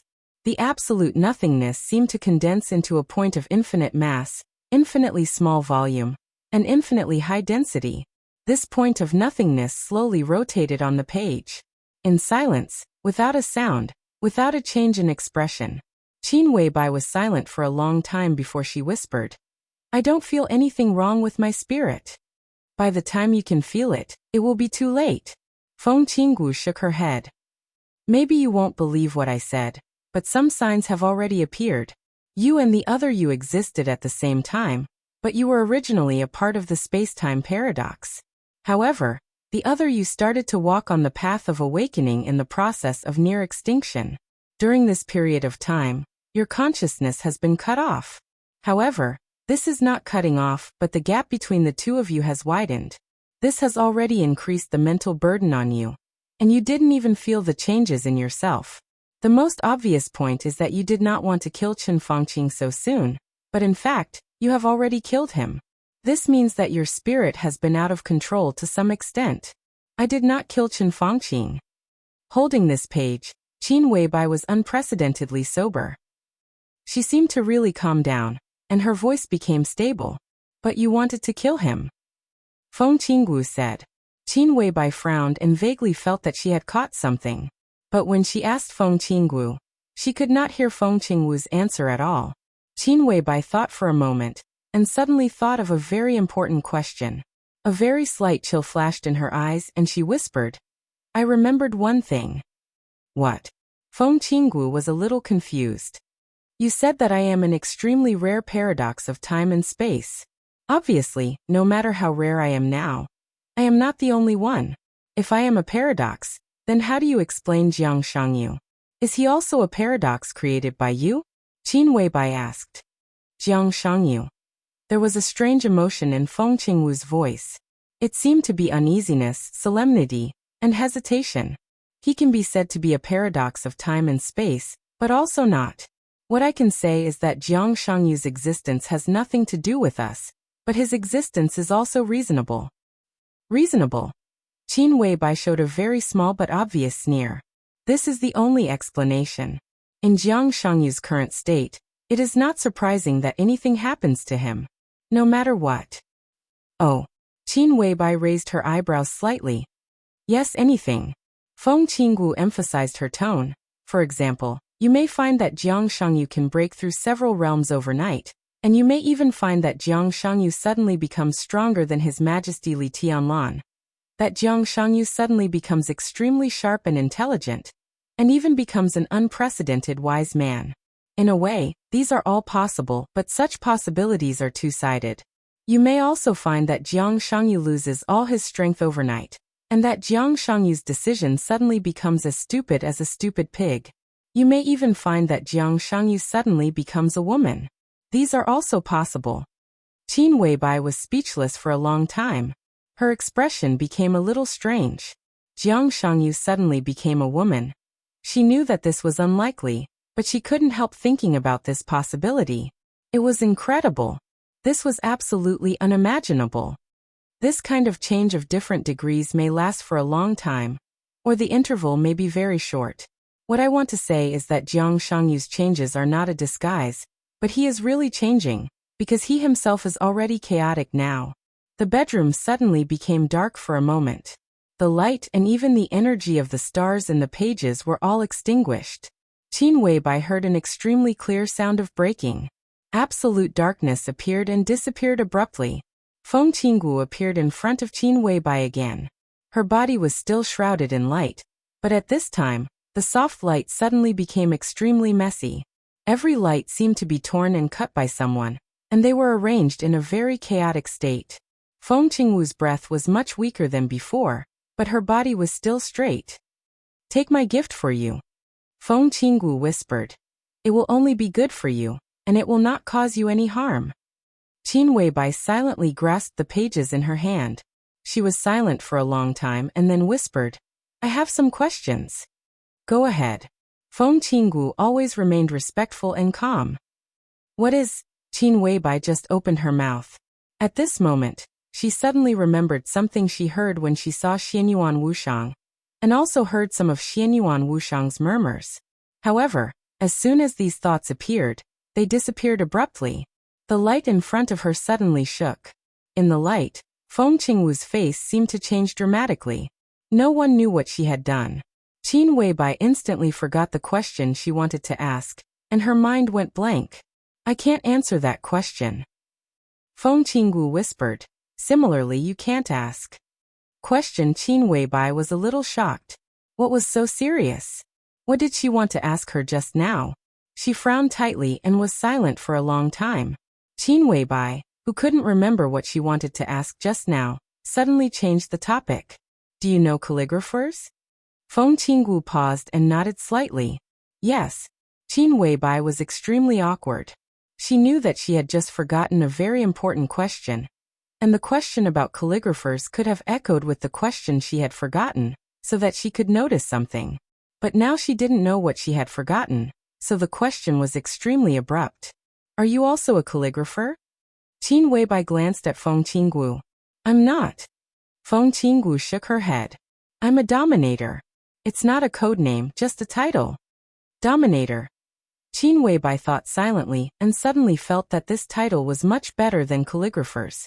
Compared with this title, the latter was simply too weak. You said that I will wake up and return. What will I be after I return? A dominator? Or a calligrapher? Or a doctor? Feng Qinggu was silent for a long time before she whispered, neither. If you wake up successfully, you will become. She hesitated for a full half a minute before she whispered, a devil. Qin Weibai was stunned for a long time before she said with a look of disgust, it sounds so bad. I don't like it. Feng Qinggu smiled helplessly. In fact, she knew very well that neither Li Tianlan nor Qin Weibai had a chance to really return completely, because the end was close at hand. The only thing they could do now was to activate the real brand and wait for the next return. Feng Qinggu couldn't feel the end that was close at hand. Currently, there were only 3 people in the entire human race who could sense this. His Majesty of the Space-Time Corridor, the human emperor of the human palace, the god of war of the war god realm. So she didn't know how long it would be before the real end, but she knew that it was very close. Qin Weibai unconsciously rubbed the warm page in her hand, trying to fold the page little by little. The page kept getting smaller and smaller as it was folded. Getting smaller and smaller. Feng Qinggu watched quietly. Qin Weibai's expression changed little by little, because the page was getting smaller with every fold. It wasn't getting smaller after folding, but the page was constantly disappearing as she folded it. With the last fold, the page completely disappeared in Qin Weibai's hand. This phenomenon, Qin Weibai had already understood without Feng Qinggu's explanation. She laughed a little self-deprecatingly, a little bitterly and a little pitifully. My gift has already gone to the other me, right? Feng Qinggu looked at her without saying a word. She wanted to answer but couldn't. So, Qin Weibai whispered, this is not a gift, or rather, it's not my gift. Feng Qinggu still didn't speak. I see, Qin Weibai whispered. In your eyes, I'm just a tool that can help Tianlan wake up. A tool that can help the other me wake up, right? It's not like that. Feng Qinggu whispered. She couldn't say the specific content, so this sentence was more like an extremely weak comfort. Qin Weibai smiled. She silently put on her clothes and looked at her empty palm. But so what even so? Her eyes were in a trance for a moment and she whispered, I still love him very much. Feng Qinggu sighed softly. You're very sad. Not really. Qin Weibai shook her head.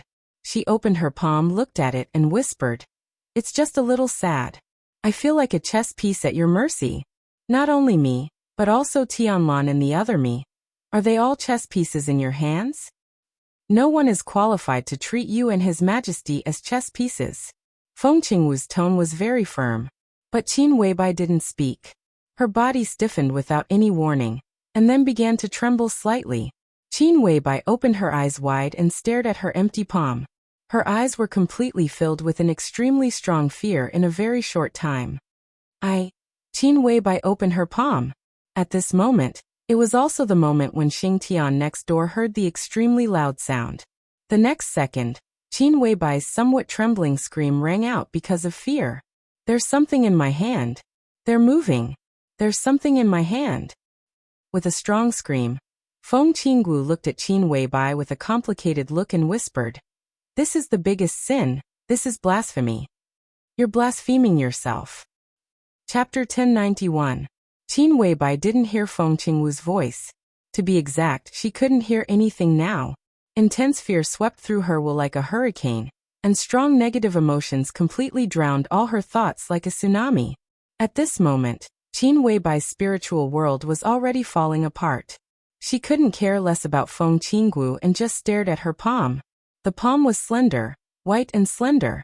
It could be called an absolutely perfect pair of hands. But Qin Weibai could feel that there was something in her hand. It was not a microorganism like bacteria. Or rather, a different kind of microorganism. She could clearly feel that the invisible thing in her hand was coming alive little by little. Vaguely, she could even feel that the vitality of the thing in her hand was becoming stronger and stronger. They seemed to be tightly together, exploring, communicating, and whispering on her palm. That kind of subtle thought activity was transmitted to Qin Weibai's consciousness very clearly, making her tremble all over. She suddenly raised her head, looked at Feng Qinggu and said blankly, "I really have something in my hand." "I believe you." Feng Qinggu nodded. The light shrouded her whole body, and her eyes lit up with a faint light. It was like the ray of an electronic instrument. Feng Qinggu's pupils contracted slightly, and her eyes fell on Qin Weibai's palm. The change in her pupils was very small. But such a small change made Feng Qinggu's sight magnify, more than most of the microscopes on the earth. In such a sight, she could even clearly see the countless atoms and molecules that made up Qin Weibai's palm. She also saw the thing in Qin Weibai's palm. The thing that she called the greatest sin and blasphemy. Feng Qinggu stretched out her palm, and gently rubbed Qin Weibai's fingertips. Her movement was slow and gentle like the wind. Qin Weibai was slightly stunned. "Do you still have something now?" Feng Qinggu asked with a smile. That weak but extremely clear breath disappeared. Qin Weibai felt that her palms had become clean again. She shook her head subconsciously, and didn't know what to say for a moment. "You should have a good rest." Feng Qinggu said softly. "Your mental state is becoming more and more unstable, just like the thing in your hand. I can say that if those little things are not discovered, the troubles that they will bring to us in the future will be beyond our imagination. Just like we said, this is the greatest sin, and the greatest blasphemy." "Blasphemy?" Qin Weibai murmured to herself.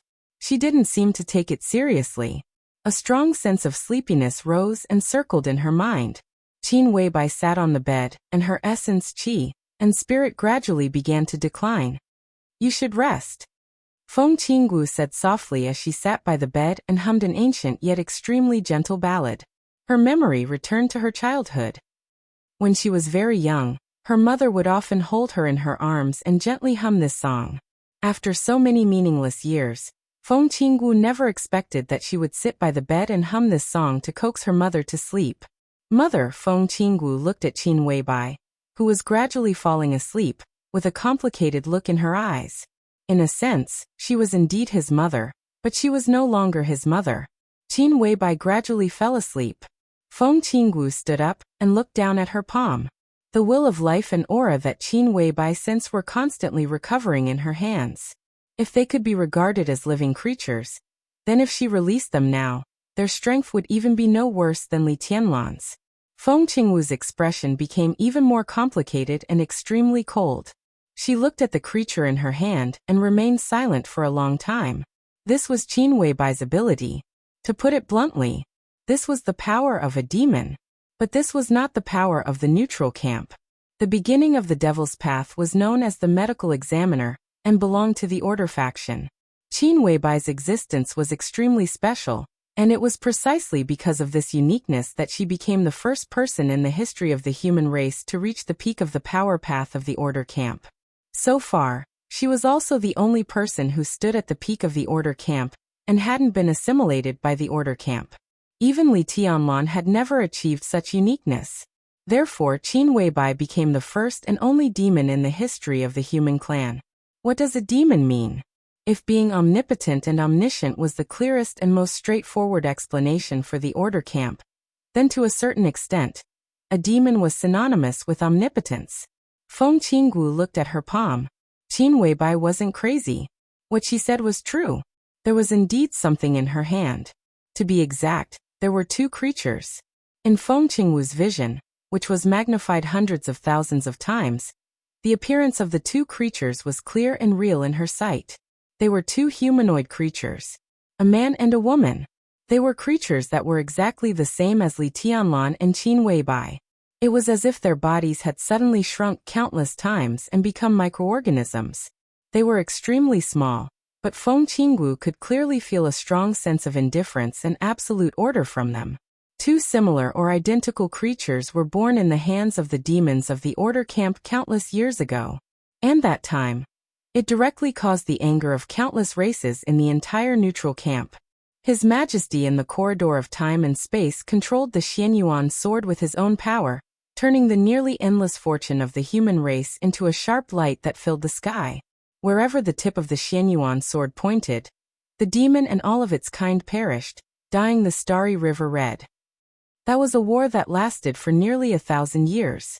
It was also after that war that the demon's crime was defined as the greatest blasphemy in the history of the space-time corridor. That was a rare concession from the Order camp. Since then, similar creatures had never appeared again. But now, such creatures like Li Tianlan and Qin Weibai were created by Qin Weibai herself. She had unintentionally blasphemed herself. There was an extremely violent heartbeat in her ears, and it didn't stop. Every heartbeat was like thunder echoing in the sky. The loud sound exploded in everyone's ears, almost shattering everyone's consciousness. It was the heartbeat of the two creatures in Feng Qingwu's hands. Feng Qingwu closed her palms expressionlessly. In the void, the loud heartbeat that ordinary people couldn't detect suddenly quickened for a moment, and then completely stopped. Feng Qingwu walked out of the room, and went directly to the room opposite the suite that belonged to Xing Tian and Xianyuan Wushang. Xing Tian's huge body was curled up, twitching and rolling in extreme pain. Feng Qingwu closed her palms, and the moment the heartbeat stopped, Xing Tian's body stiffened for a moment. All the pain seemed to disappear, and he slowly calmed down. Feng Qingwu waved her hand slightly. At this moment, she was no longer in charge. The whole world treated her as a doctor in her lies. A pure light bathed Xing Tian's body. Xing Tian's pale face instantly became ruddy, and his breath began to calm down. All the injuries and pain disappeared completely. Xing Tian slowly opened his eyes and saw the light floating in front of him.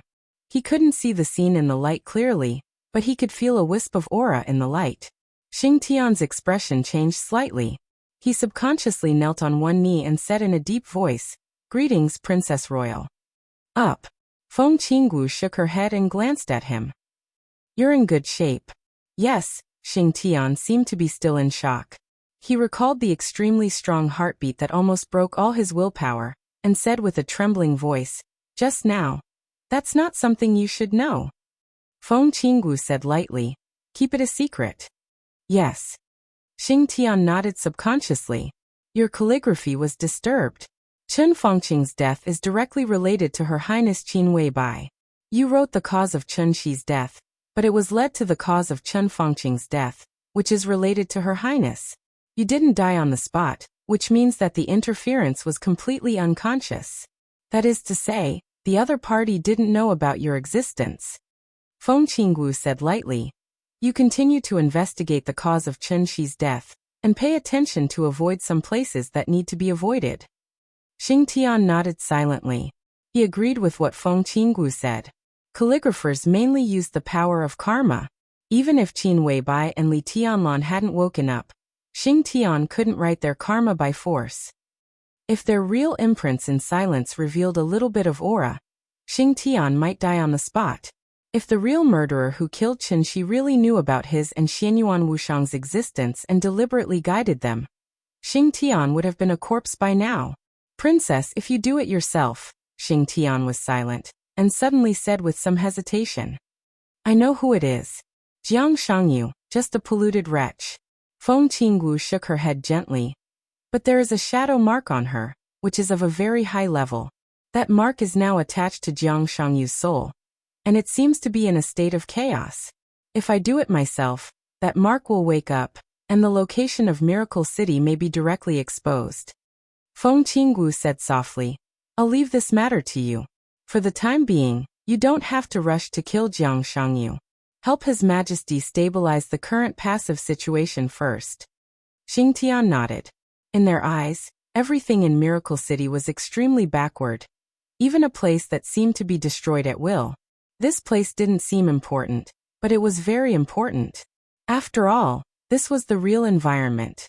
Every step of Li Tianlan's development here was directly related to the degree of awakening of his real mark, and the upper limit of his future.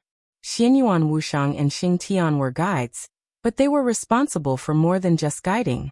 When necessary, They were responsible for paving some roads for Li Tianlan. This was their duty. Feng Qinggu took a deep look at him and said lightly, "I'm leaving." Countless lights bloomed in front of Xing Tian. Xing Tian suddenly thought of something and said, "Princess." The light kept refracting in the bedroom and rushed into the messy snow outside the hotel. The night sky was quiet, and the world was silvery white. When all the light dissipated, Feng Qingwu's figure had completely disappeared from the bedroom. Chapter 1092. When her consciousness turned from sober to trance again, Qin Weibai found herself in a dream again. The garden that her consciousness had constructed in her dream had disappeared. Qin Weibai found that she seemed to be in a half-lying position in the air. She looked around blankly. The giant black tree full of metal fragments stood there quietly. It seemed to have been dead for a long time. Perhaps it was in the dream, so Qin Weibai could still feel that the dead tree still had a weak vitality. A drop of black juice flowed down from the trunk at a very slow speed. But the evil aura contained in it had long disappeared. Qin Weibai looked around silently and suddenly found that she did not see the shadow beside the giant black tree. She was slightly shocked and subconsciously wanted to sit up from a half-lying position. When she waved her arms, her palm seemed to touch something cold and soft. Qin Weibai was stunned and looked around her. Only then did she find that the shadow she was looking for was close at hand. However, the shadow of Li Tianlan was even dimmer, almost completely transparent, and disappeared. Now she seemed to be lying in the arms of the shadow, but if she did not look carefully, Qin Weibai could not find his existence at all. Qin Weibai stood up. In the dream, she observed the darkness around her with the clearest consciousness. The flying snow, the sun, the garden, everything disappeared. It wasn't until the moment she stood up that she realized that it wasn't just the things she had constructed. Even the giant black tree beside her seemed to be slowly disappearing. The giant tree began to become transparent, and the shadow beside her was also becoming dimmer and dimmer. There was a kind of emptiness around that made people feel extremely depressed. It seemed to be black all around, but it also seemed that there was no color. Not only color, but there was nothing here. Sound, light, perception, and even space and time, everything was quickly fading away. Qin Weibai wanted to move forward, but suddenly found that she could not move at all. Or rather, it was not that she could not move, because there was no space here. There was no front or back, up or down, left or right. In the void of nothing, the movement of moving forward did not exist at all. Gradually, Qin Weibai even lost the idea of moving forward. The giant black tree disappeared quickly. Li Tianlan's shadow also disappeared completely. Qin Weibai felt that she seemed to be disappearing little by little in the dream. Everything in the world seemed to be coming to an end. This kind of ending was not death, but true, purest nothingness. Qin Weibai gradually became a little confused and lost. Her consciousness seemed to be completely trapped in this empty void, quietly feeling the changes in this void. Time seemed to pass in an instant. Qin Weibai was trapped here in silence. She did not know what was going on, nor did she bother to think about it. She did not even know who she was. She seemed to have become a part of the void, an eternal existence in the illusory dreamland, until a glimmer of light appeared in front of her. This glimmer was so faint that it was difficult for the naked eye to capture it. Not to mention the naked eye, even the most advanced microscope would find it difficult to see this glimmer of light. However, he was surrounded by the most extreme nothingness. Therefore, no matter how dim this ray of light was, it was still a pure ray of light. It was extremely eye-catching in this void. Qin Weibai watched all this quietly. The ray of light in the void began to become brighter and brighter, but there was no space around it. All the light was compressed into a point. More and more light began to produce various reactions in the extreme compression. The mass of the light was getting larger and heavier, but the volume never changed. The surrounding nothingness remained unchanged. It was another long time. It was like a second, but also like a whole era. The light that had been constantly compressed seemed to be completely compressed to the extreme. Without a sound, the ray of light exploded in the empty void. It was the most terrifying and surging explosion. It was silent, but in an instant, it burned with a strong light that no one could look directly at. The strong light began to spread. So the void was disappearing. Space appeared. The strong light spread in the space where it appeared, and the distance was getting longer and longer. But the order of each ray of light was completely different. So time also appeared. The time and space that appeared in the beginning were extremely unstable, sometimes fast and sometimes slow, sometimes big and sometimes small. There was no rule, and it had been in the most chaotic state. But the explosion continued, and it was still spreading. The inner space continued to collapse in the center of the explosion, but the explosion continued to expand the surrounding space at the most extreme speed. Qin Weibai could clearly feel the blazing heat that could evaporate everything spreading with the space formed by the explosion. The temperature was extremely hot, and the speed of expansion with the explosion was also extremely fast. Some subtle and single basic substances were also becoming more and more numerous with the explosion. Only these basic substances could exist in such a high temperature. Basic particles such as electrons, photons, neutrinos, and elementary particles extended infinitely to all parts of the space. The explosion was still going on, or it would continue. The initial scorching temperature began to gradually decrease, and the surrounding density began to drop rapidly. The changes in the environment affected the basic existence form of matter.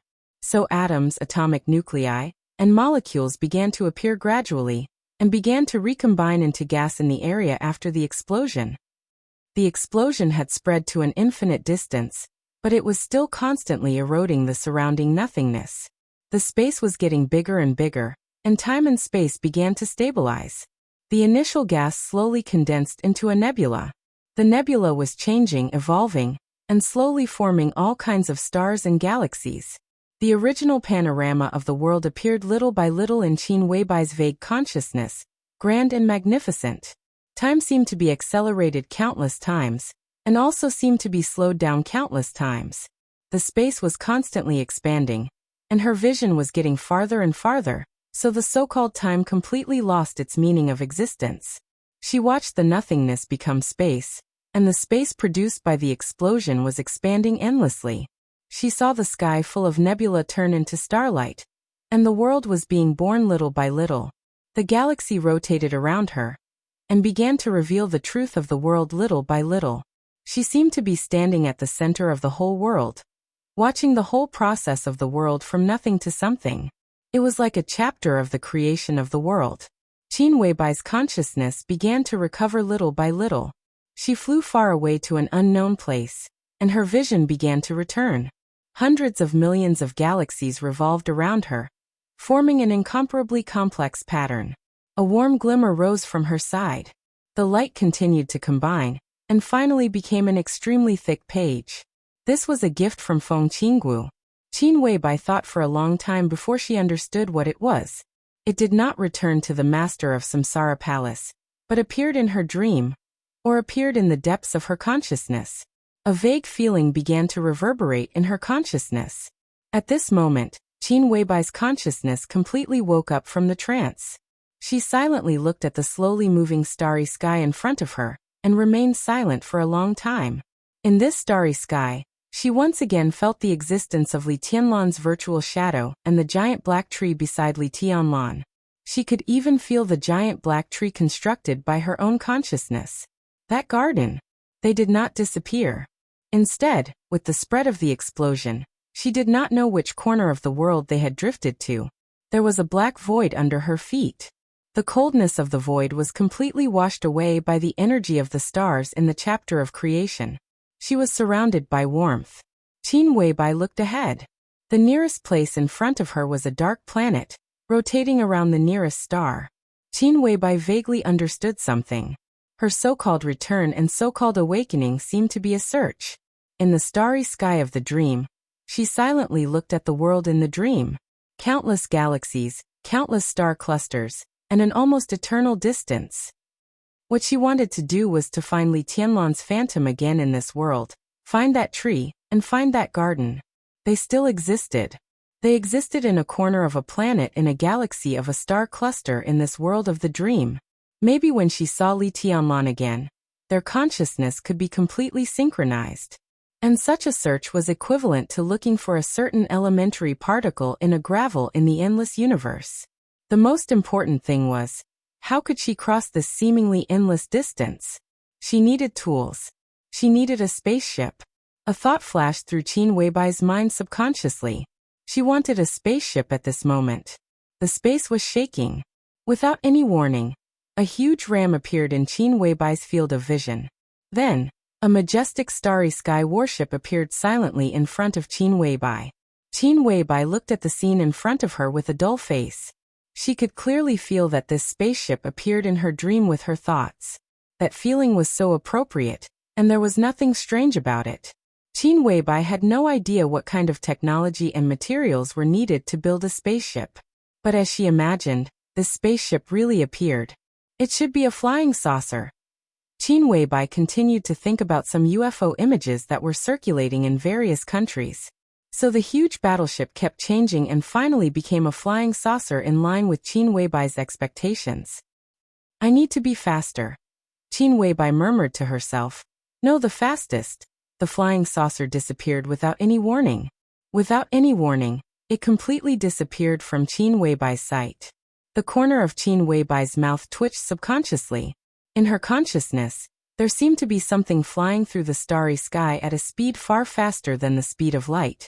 She knew it was the flying saucer. It flew away. The point was that it didn't take her with it. One flying saucer is not enough. Qin Weibai continued to think. As she thought, endless flying saucers began to appear without warning. They occupied Qin Weibai's vision, and almost covered the entire starry sky that Qin Weibai could see in an instant. Countless flying saucers moved in different directions in Qin Weibai's mind, forming one fleet after another. Qin Weibai's eyes were shining, and she was in high spirits. She finally discovered what kind of ability she had in this dream. This was her dream. In her dream, she couldn't find Li Tianlan, but under most conditions, she had almost omnipotent ability. And such an ability, if explained in the most straightforward way, was not difficult. There was a word that could perfectly explain this ability. This word. It was called dream come true. Chapter 1093. The closer it was to the Spring Festival, the colder it got in Zhongzhou State. It was said that this year's cold wave was extremely rare in Zhongzhou State for decades. The cold wave went all the way south from Snow Country, swept through the northeast of Zhongzhou State, swept through Yuzhou, and again swept through most of Dongshan and Yan and Zhao with heavy rain and snow. In the places with the heaviest rain and snow, there was even a small-scale snow disaster. The snowstorm in Qingzhou was neither too heavy nor too light. The snowflakes drifted lazily in the sky, and the spotless white dots dotted the entire city. When night fell, the drifting snowflakes in the sky looked a little cold under the lights of the city, but it was also beautiful. I'm really defeated by this damn weather. I'm freezing to death. At the headquarters of plane trading, He Ishui muttered helplessly as he walked out of the elevator when it was time to get off work. Silver high-heeled shoes, black cotton stockings, leather shorts, and a white tight-fitting sweater wrapped around her exquisite figure. As the president of plane trading, He Ishui perfectly interpreted the unique charm of a mature woman. When she went out, got in the car, got out of the car, and entered the company, she hated being fat the most. So even in the snowy weather of -5 or 6 degrees, she still wore thin clothes. It was fine at home and in the company, but the short distance from the lobby to the parking lot after she got out of the elevator was the most unbearable. You're wearing too little. In the gentle and light voice, the woman walking beside He Ishui showed a very charming smile on her face. She was dressed much more plainly than all the female employees of plane trading. She wore a white extended down jacket and sneakers that were not sexy but very comfortable. Her hair was tied up casually and she wore no makeup. She was so pure as if she had not been contaminated by the glitz and dust of the city at all. When she approached the door of the lobby, the cold wind whistled. She put on the hood of the down jacket, covering most of her beautiful face. She turned around to look at He Ishui. He Ishui had already put on a light-colored cashmere coat, but his body was still shivering. It was obvious that he was still extremely cold. Do you want me to lend you my clothes? She smiled softly. Forget it, I can't afford it. If you catch a cold later, won't I be guilty? He Ishui hugged her shoulders and laughed. Let's go. Let's go to my house tonight. My parents said that they won't eat until you arrive. They've already picked up Tide. He Shui pushed her slightly faster. The employees of sushi trading who hadn't had time to go home saw the two of them standing there. When they greeted Mr. He, they didn't forget to greet her, who was being pushed away by He Shui. The way he addressed Manager Li was filled with obvious intimacy and respect. She smiled in response to every employee who passed by her. Her smile was gentle, peaceful, and sincere. The two of them jogged into the parking lot one after another. A black Audi with an extremely eye-catching license plate, which did not have a powerful aura, was parked next to He Shui's car. A young man who did not look aggressive at all and looked extremely honest greeted the two of them in a somewhat reserved manner. President He, Manager Li, Chairman He asked me to pick you up. Standing in front of Audi, the administrative manager of Plain Water Trading, Li Mutong, frowned slightly. Her face was covered by a hat, so her expression was a little blurry. However, He Shui seemed to read her best friend's mind. She chuckled and said, "It's not like we don't have a car. We don't need him to be nice. You can go back. We'll drive straight away." Without waiting for the driver to reply, she opened the door of her car and stuffed Li Mutong in. Then, she smiled and sat in the driver's seat. The heater in the car was turned up to the maximum, and He Shui calmed down for a while. She took off her coat again and looked at Li Mutong, who was silent in the passenger seat. Suddenly she laughed and said, "Hey, you don't seem to be going to our house recently. Even if you do, you're in a hurry. My parents have asked me a few times whether you and Tong Tong have quarreled. Why doesn't Tong Tong bring Little Tide to play anymore? From what I can see, they are much more attentive towards you than they are towards me. Miss, you haven't been going to our house recently. It's not because of my brother, right?" "No." Li Mutong smiled and said, "I made it clear to second brother He last time. I've always treated him as my brother." Tut. He Shui sighed softly. She wanted to say that her second brother's infatuation was pitiful, but thinking of Li Mutong's character, she hesitated and said nothing in the end. The He family was far from being a wealthy family in Zhongzhou State. Even in Dongshan, it couldn't be said to be a first-tier or second-tier wealthy family. But in a small city like Qingzhou, the He family was definitely one of the richest families. In He Shui's generation, there were 3 siblings. The eldest brother's family had been overseas for a long time. He Shui managed the family business, and the second brother, He Hong, became the pillar of the He family. He Hong's career was not very smooth before. But in the past 2 years, there were frequent personnel changes in Dongshan, which affected all the counties and cities. He Hong took some action, and seemed to be on the rise. More than 2 years ago, he was just a non-director and low-ranking deputy mayor of Qingzhou. 2 years ago, he coincidentally became a director of Qingzhou. About a month ago, he became the deputy speaker of Qingzhou.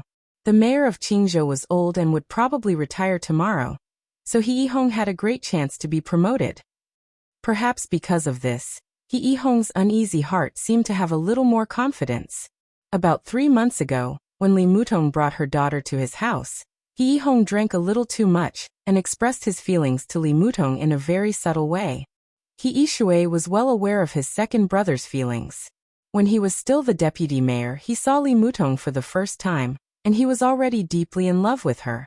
He Hong was 39 years old this year. He had a marriage in his early years, but his wife died of illness 10 years ago, and they didn't have any children. Perhaps because he missed his wife too much, He Hong had been alone for 10 years, and he had always taken good care of his wife's family. He Hong might have made mistakes during his more than 10 years of official career, but he had never violated the rules. He was not lustful for women, and he never had any scandals. The wealth from the water trade was also destined to keep him away from financial problems. He worked conscientiously, had a modest personality, and had an elegant demeanor. He might not be a perfect man, but no one could say that he was a gentleman, and no one could object to that. In He Shui's heart, his second brother was very simple in love. When he first met Li Mutong, he had been suppressing his love for her. He Shui had asked him the reason, and his answer was very honest. "I'm so many years older than her, so it's not suitable for me. She might not like me. How should I put it? I like a girl like her very much, but I always feel that I don't deserve a girl like her." For more than 2 years, He Hong had been suppressing his feelings. Even when Li Mutong became a single mother, He Yihong's attitude towards her didn't change at all. Instead, he secretly spent more time and effort on her. An orphan and a widowed mother. It was easy to imagine the difficulties that the mother and daughter had encountered in life. The He family had always guessed that Li Mutong was a daughter from a wealthy family. It was only because of her child that she had completely broken up with her family. Therefore, many times, even though she appeared to be very strong, her lack of social experience still made her somewhat distressed. He Yihong watched silently and secretly blocked all the troubles for her without batting an eyelid. In the past 2 years, there were more than 10 outstanding young men who didn't mind her bringing her child to court her. He Yihong didn't stop them. He only gave a warning to those who pestered and caused trouble for the mother and daughter. The situation in Dongshan in the past 2 years was extremely complicated. He Yihong, who had an excellent reputation, slowly showed his brilliance. It wasn't until He Yihong was sure that he had a bright future that he found a suitable opportunity to carefully and tactfully express his feelings to Li Mutong. However, the response he received was the same as the other suitors. Perhaps it was also different, because Li Mutong was also very tactful. She said that she had always treated He Yihong as her brother.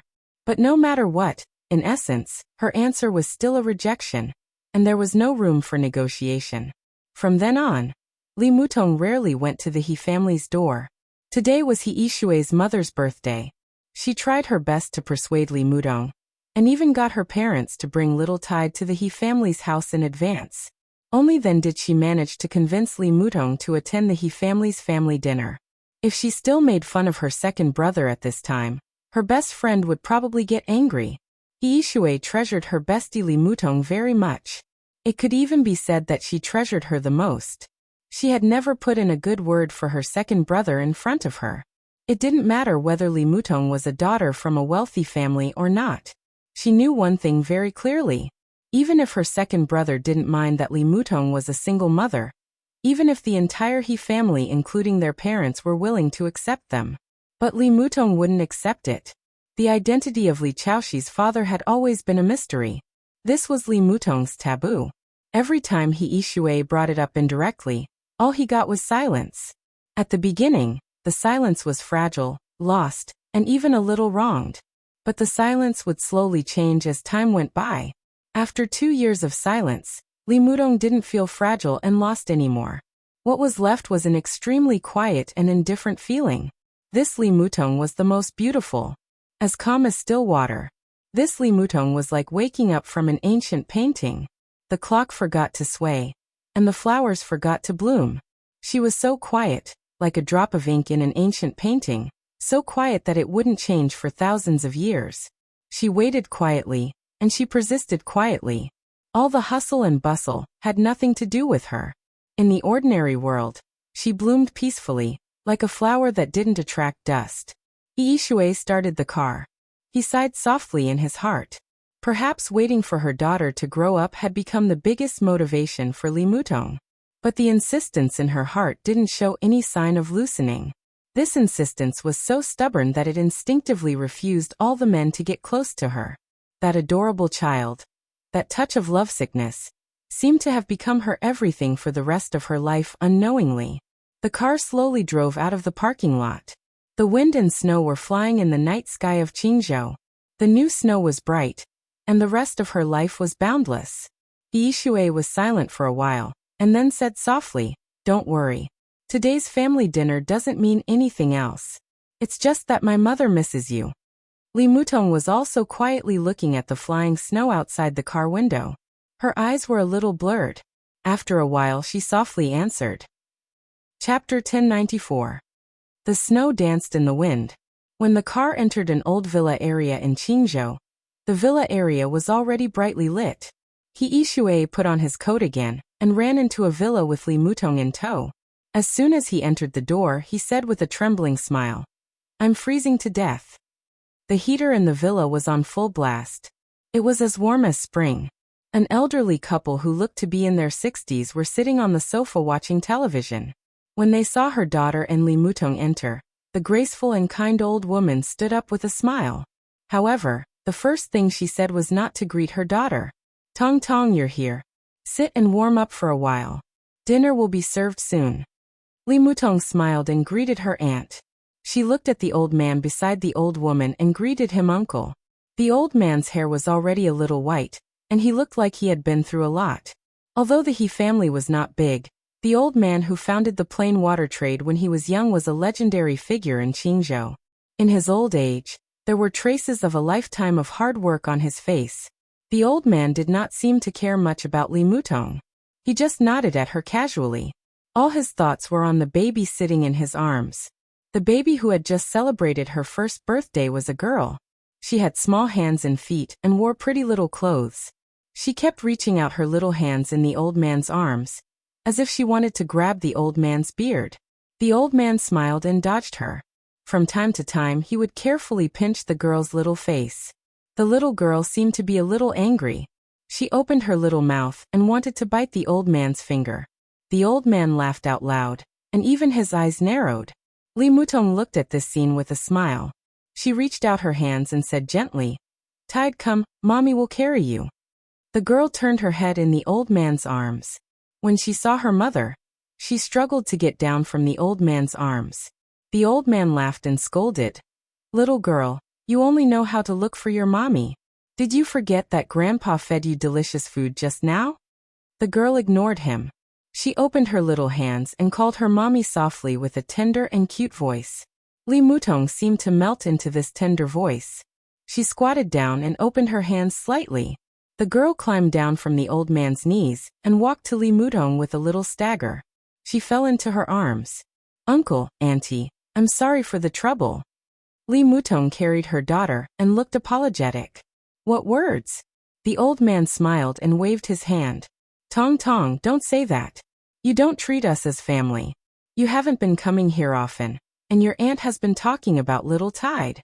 There were a few times when she couldn't help but want to see it. I was afraid that you would be annoyed, so I kept stopping her." The old man's name was very compatible with Qingzhou City. His name was He Qingzhou. His life of more than 60 years could be considered bumpy and full of ups and downs. In the end, he had relatively good achievements. The old couple was very satisfied with their current life, but what made He Qingzhou most regretful was the problem of the family's heirs. 2 sons and a daughter.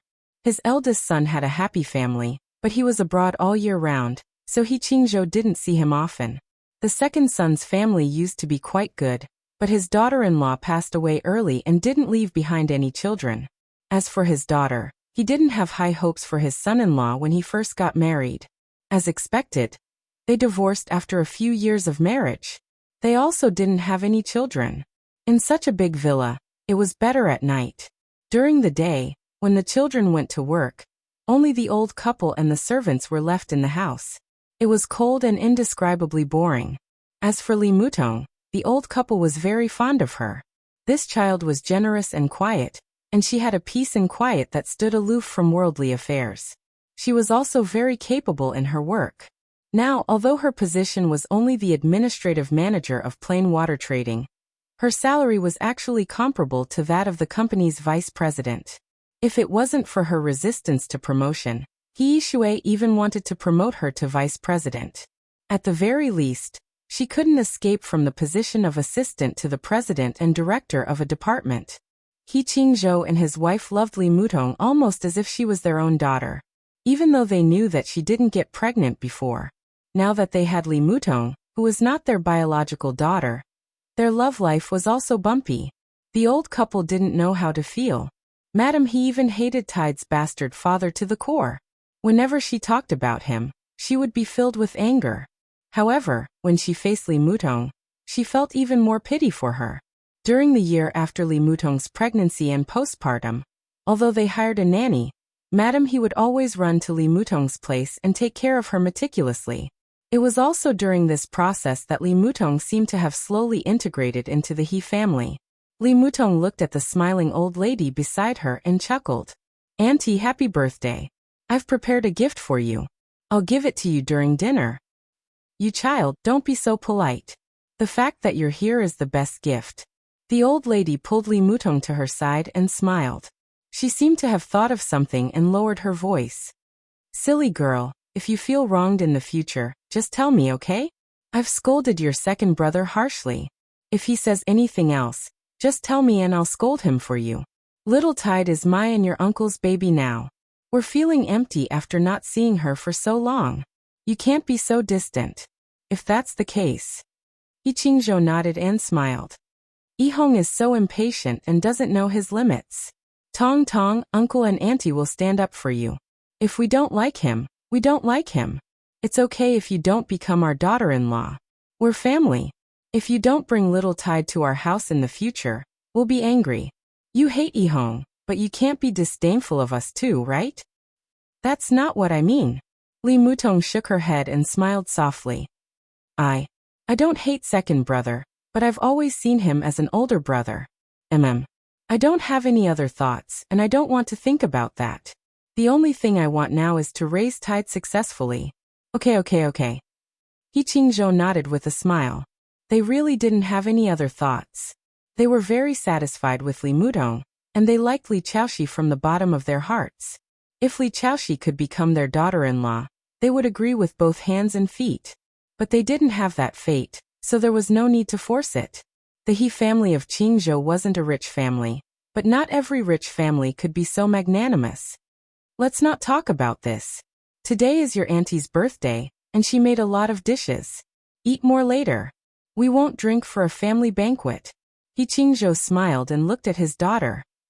Call your second brother, and ask him why he's not back yet. Only now do you remember me? I thought you've forgotten about your daughter. He Yishui, who had been teasing Li Chaoxi, said unhappily. He took out his phone and dialed He Yihong's number. The call went through quickly, but the other side of the phone only said a few words before the call was hung up. He Yishui frowned slightly and was silent for a while. What's wrong? Qingzhou asked casually. Second brother said that there's an emergency council meeting in the city. I'm afraid he won't be back until very late today. Yishui said slowly. Qingzhou's expression changed. He frowned slightly, but he didn't say anything. The atmosphere in the villa suddenly became tense. Li Mutong hugged her daughter and patted her back gently. The child was lying on her shoulder obediently. She seemed to be having a good time in the afternoon. And now she was showing signs of falling asleep. Is it because of me? Second brother. Li Mutong felt that the atmosphere was not right, so she said with a smile. She remembered He Yihong's driver in the parking lot of Plain Water Trade. Everything seemed to be a coincidence. Ignore him. We'll eat by ourselves. The old madam snorted and patted Li Mutong's head with a smile. It's not like that.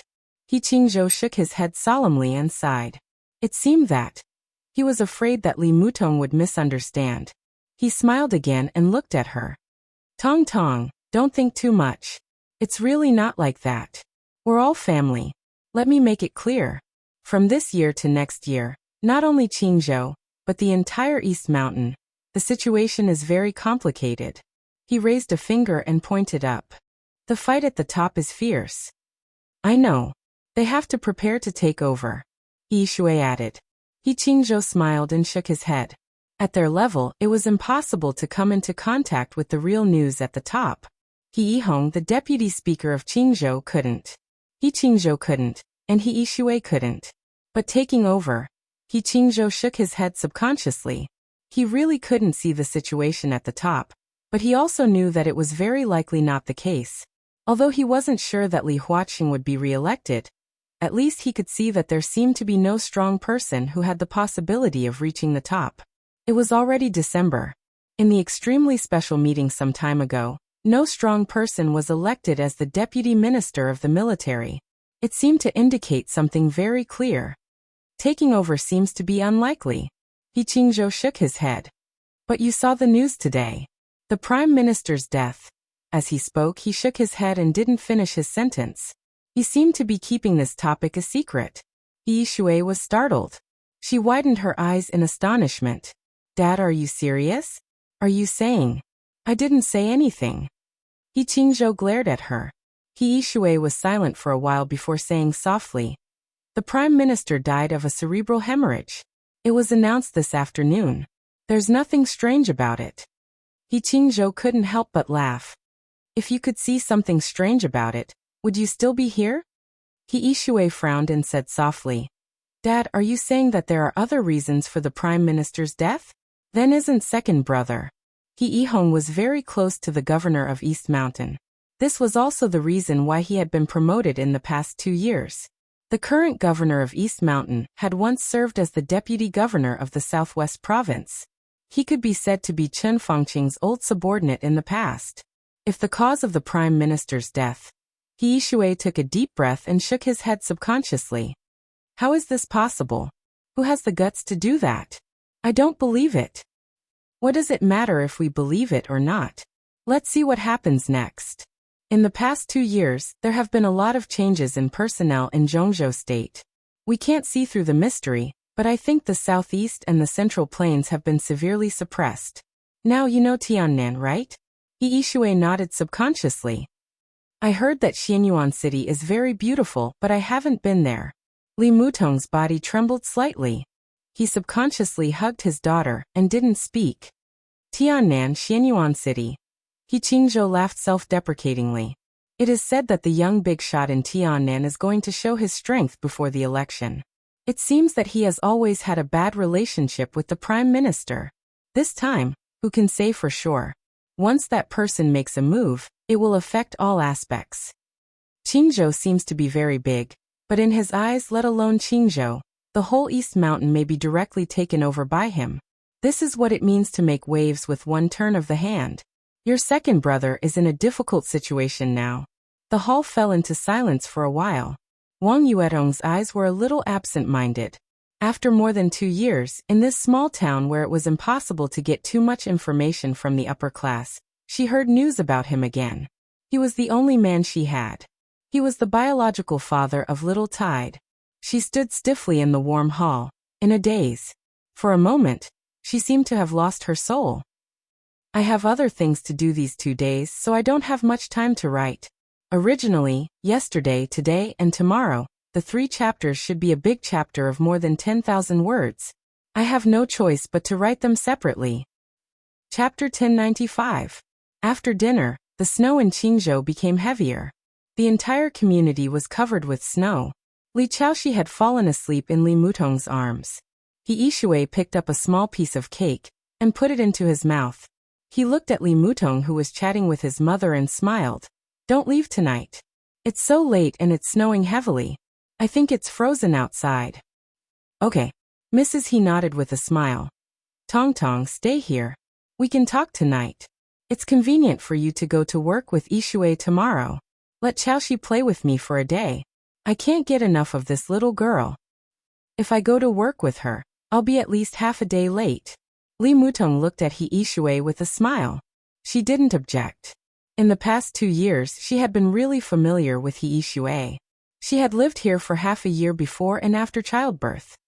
It's my own business. What are you afraid of? Who dares to deduct my salary? Just tell me and I'll help you. Mrs. He smiled and asked the nanny to clean up the room. She specially asked the nanny to put a new quilt on the crib. Wang Yuetong got up and followed her. She carefully put her sleeping daughter on the new crib and let the nanny take care of her. Then she returned to the living room. After the door was closed, the nanny bent down and pinched Li Chaoxi's little face lovingly. Then she turned around and found a new bag of milk powder and a bottle. Li Mutong often lived in He Shui's house. The guest room next to He Shui's bedroom had basically become Li Mutong's room. Therefore, there were many things in the room. After preparing the things that could comfort Li Chaoxi when she woke up, the nanny sat on a chair and turned on the TV in the room. She adjusted the volume to the lowest channel and continued to watch the TV series she was watching. The light from the TV was hazy. In silence, the little princess who was sleeping soundly frowned. At the center of her eyebrows, a 7-colored speck of light suddenly lit up. It was a speck of light that was smaller than a grain of rice. Normally, it would not be noticed at all. However, as the speck of light shone, a rainbow luster began to fluctuate between Li Chaoxi's brows. A weak but incomparably sharp light enveloped Li Chaoxi's petite body almost instantly. At the same time, a ray of pure white light began to distort and change in front of the crib, finally turning into an illusory figure shrouded in gentle light. The television in the room was still on. The nanny looked at the screen with relish, unaware of what was happening around her. Feng Qingwu lowered her head quietly and looked at Li Chaoxi, who was sleeping soundly with her arms spread open. Then, she looked at the blurry layer of light that enveloped her body and was stunned. The seven-colored radiance that was growing sharper and sharper silently calmed down. The light seemed to hesitate for a moment before it slowly retreated back into Li Chaoxi's forehead. Li Chaoxi stared deeply at the weak spot of light between the baby's eyebrows, a little dazed. In the ancient bronze hall in the space-time corridor, when His Majesty said that doomsday was coming, she felt that her escape route was here. She knew of Li Chaoxi's existence. She knew it the moment Li Chaoxi was born. She used to be the youngest daughter of the first His Majesty. And now, Li Chaoxi was the eldest daughter of Li Tianlan. Somehow, there was already some kind of connection between them. But now, when she saw the spot of light between Li Chaoxi's eyebrows, she finally understood how perfect her escape route was. Tens of thousands of years ago, or even longer, this spot of light had appeared on her forehead. It only disappeared when she reached the peak. To a certain extent, Feng Qingwu's achievements today had a lot to do with this spot of light. This was the mark of King Wei. He had reincarnated several times, and it had been a long time since then. It was hard to tell where King Wei had come from. When countless lost memories could no longer be found, perhaps even His Majesty in the corridor of time and space would not remember how King Wei had appeared.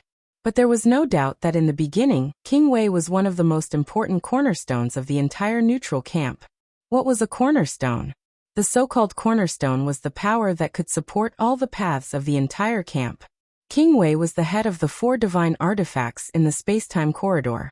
It was more important than the picture of all worlds, the Tower of Human Emperor, and the Xianyuan sword. No one could remember what King Wei was called in the beginning. According to vague records, the title of King Wei was bestowed by the first His Majesty, who was also Feng Qingwu's father, and it was unanimously recognized by all the major races of the neutral camp. In other words, King Wei was the King Wei of the neutral camp, and its title was recognized by all the forces of the neutral camp. In the space-time corridor, the title represented more than just power and status.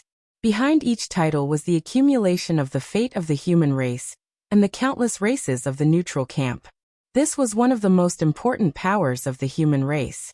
In the blasphemy war that lasted for nearly 1,000 years, His Majesty in the space-time corridor used the Xianyuan sword as his weapon, transforming the endless fate of the human race into a sharp blade that covered the sky and killed the demons of the Order camp with one strike. To a certain extent, this was a display of his power to the extreme. King Wei was the cornerstone of the camp, and with the addition of the title, its mark naturally had an extraordinary significance. The light dot between Li Chaoxi's eyebrows was the mark of King Wei, and it was also the mark that had appeared on Feng Qingwu's eyebrows. This mark had a name that everyone in the space-time corridor envied. It was called the neutral halo. The neutral halo was connected to the host's bloodline, and even had a deep connection to the host's soul. To the creatures of the other camp, this was a heavenly punishment that was difficult to escape, but to the creatures of the neutral camp, it was a gift from the gods that they dreamed of. This was something that was extremely rare in the entire space-time corridor. The effect of the so-called neutral halo was also clear and domineering. It greatly increased one's talent, physical quality, and luck. The so-called neutral halo, if translated into a term that everyone in Miracle City could understand, could also be called a halo. The protagonist halo. This was the real protagonist halo. The formation of similar halos required a cornerstone figure in the camp to separate a wisp of his soul, with his own providence. But how many cornerstone characters were there in the entire space-time corridor? King Wei was not yet complete. To separate and form a neutral halo, he would have to pay a huge price. It was clear that he favored Li Chaoxi, and even spoiled him. What an enviable little guy. Feng Qingwu tapped Li Chaoxi's eyebrows and smiled. A strand of 7-colored radiance twined around Feng Qingwu's fingertip and fused into her flesh. Feng Qingwu's shadow became more and more illusory, almost completely transparent. Big sister will be staying here for a long time. From now on, it is me, and I will be you. When you reach my level, we can only separate. Little Tide, do you agree? Feng Qingwu froze. She looked at the baby's face and asked softly.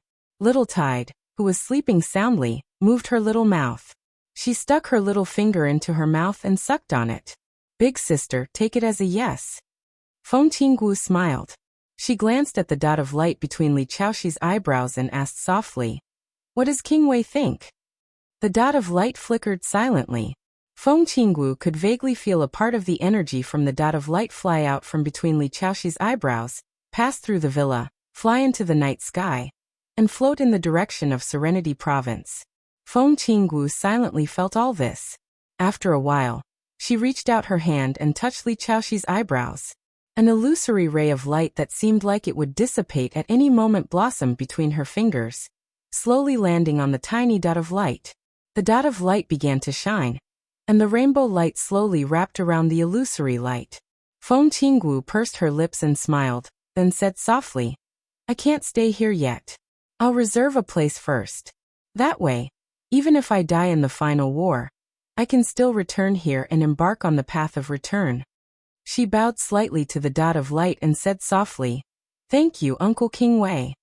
The rainbow light flashed on Li Chaoxi's forehead, illuminating her small body.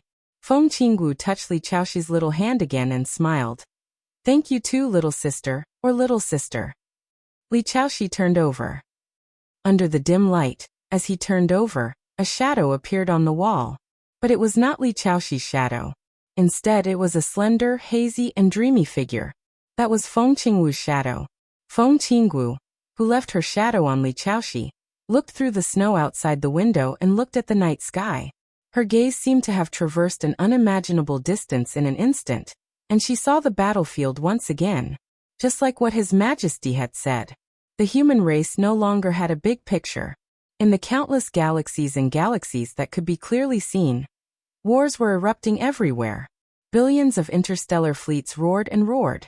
Battlefields covered the starry sky, the planets, the heavens, and the earth. It was not in a certain region. It was in the entire galaxy. The black ocean swept through hundreds of battlefields, bringing with it a monstrous sword light that charged forward on countless battlefields that were measured in units of light years. That dot of golden blood burned in the void, emitting a light that could shatter the starry sky, tearing apart battlefields one after another. Everything had come to an end. It was not only because of Li Tianlan's awakening. It was also because they had developed to the extreme. If they could not break through this bottleneck, what awaited them was an inevitable end. Feng Qinggu lowered her head, no longer looking at the battlefields that covered the starry sky. Because everything was meaningless. She would not make a move. Just like how the human emperor of the human emperor palace would not make a move. It was really meaningless. Silence was only a choice. Fighting was also a choice. The so-called hope of victory had long been smashed into despair in the illusory reality. Therefore, whether it was persisting in fighting or remaining silent, it had become a choice. This was the only power they had. It was also the power that everyone had always had. At least, they could choose how to die. Chapter 1096.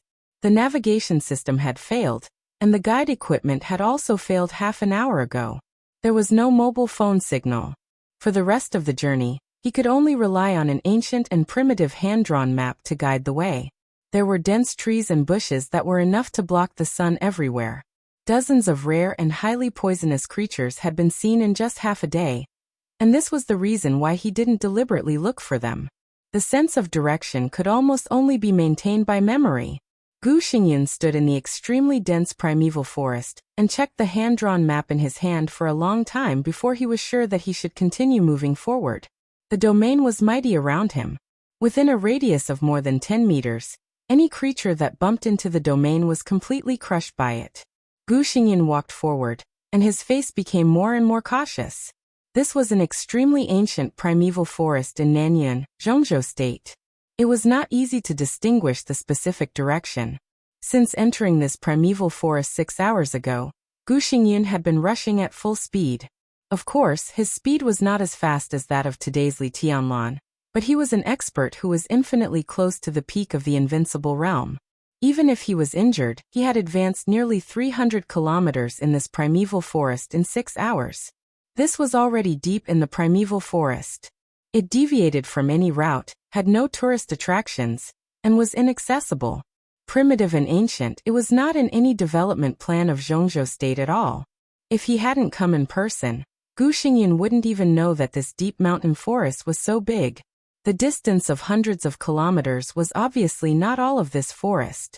According to the description on the hand-drawn map, it was at least 60 kilometers to reach the destination. The map was given by Jiang Shangyu.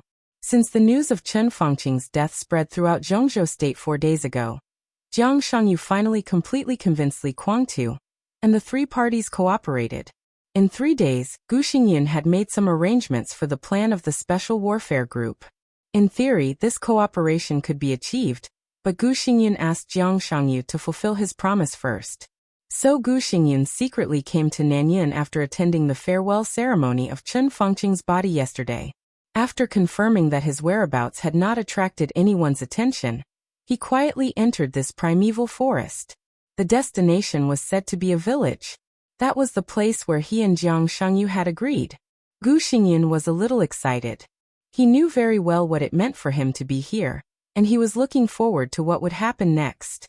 Because if Jiang Shangyu didn't lie, today or tomorrow, when he left this primeval forest again, the injury that he had recuperated for a few years would be completely healed, and his broken martial arts path would be extended in front of him again. In a short time he might not be able to surpass the peak of the invincible realm, and stand at the level of Jiang Shangyu and Li Guangtu. But according to Jiang Shangyu, if everything went well when he left here, he would at least be a top expert at the peak of the invincible realm. Gu Xingyun had been close to the peak of the invincible realm many years ago. However, his talent was not really top-notch, and the martial arts inheritance of Kunlun City did not record the scenery of the peak of the invincible realm, so he had been stuck in this bottleneck for many years.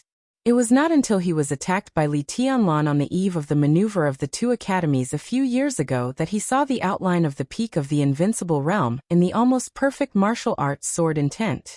So in the past 2 years, Kunlun City had been restraining and forbearance. At that time, Gu Xingyun didn't care about the temporary silence of Kunlun City and the temporary shrinkage of the Special Warfare Group, because everything was temporary. From that time on, he had made up his mind that as long as his injury got better, and he entered the peak of the invincible realm, he would kill Li Tianlan at all costs. It didn't matter even if he had to completely become enemies with the giant group, and face the endless revenge of the Dongqing clan, and the Samsara Palace. He wanted to kill Li Tianlan as soon as he entered the peak of the invincible realm at all costs. No one could stop him. But the fact slapped Gu Xingyun hard in the face. There was no need for the giant group to stop him at all. After the maneuver of the 2 academies, Li Tianlan grew at an incredible speed. He didn't really enter the invincible realm, but he already had the power that almost surpassed the peak of the invincible realm. When everyone was talking about Li Tianlan being the top expert in the dark world, Gu Xingyun panicked, but his biggest feeling was helplessness. He tried his best to stop Li Tianlan in Emperor Dong's palace, but it had little effect. Time seemed to be completely on Li Tianlan's side. Until Li Tianlan went to Kunlun City. Gu Xingyun lost. It was a fiasco. Because of Li Tianlan, he saw the scenery after the peak of the invincible realm. At the same time, because of fighting with Li Tianlan, he overdrew his potential and cut off his path. There was a storm inside the Special Warfare Group. Almost every day, someone was investigated. In a short period of time, the Special Warfare Group had shrunk by nearly a third. Li Tianlan and Emperor Dong's palace were like the sun at high noon. The Shengshi Group and Emperor Dong's palace merged perfectly without any awkwardness. The new group rose. Things were hitting Gu Xingyun's nerves one by one. That was the most desperate time for Gu Xingyun. That was the real despair. He knew very well what it meant. Perhaps Li Tianlan and Emperor Dong's palace were temporarily attracted by Chen Fangqing. But Gu Xingyun could be sure that once Chen Fangqing couldn't stop Li Tianlan and fell down, he and the Special Warfare Group would fall after Chen Fangqing. At the most pessimistic time, he really planned to leave Zhongzhou State. Of course, he didn't go to Annan State. If he wanted to leave Zhongzhou State, there were many places to go. Star State, the European continent, and even some superpowers second only to Zhongzhou State in the world, such as Snow Country, extended an olive branch to him. Now there were few masters in the dark world.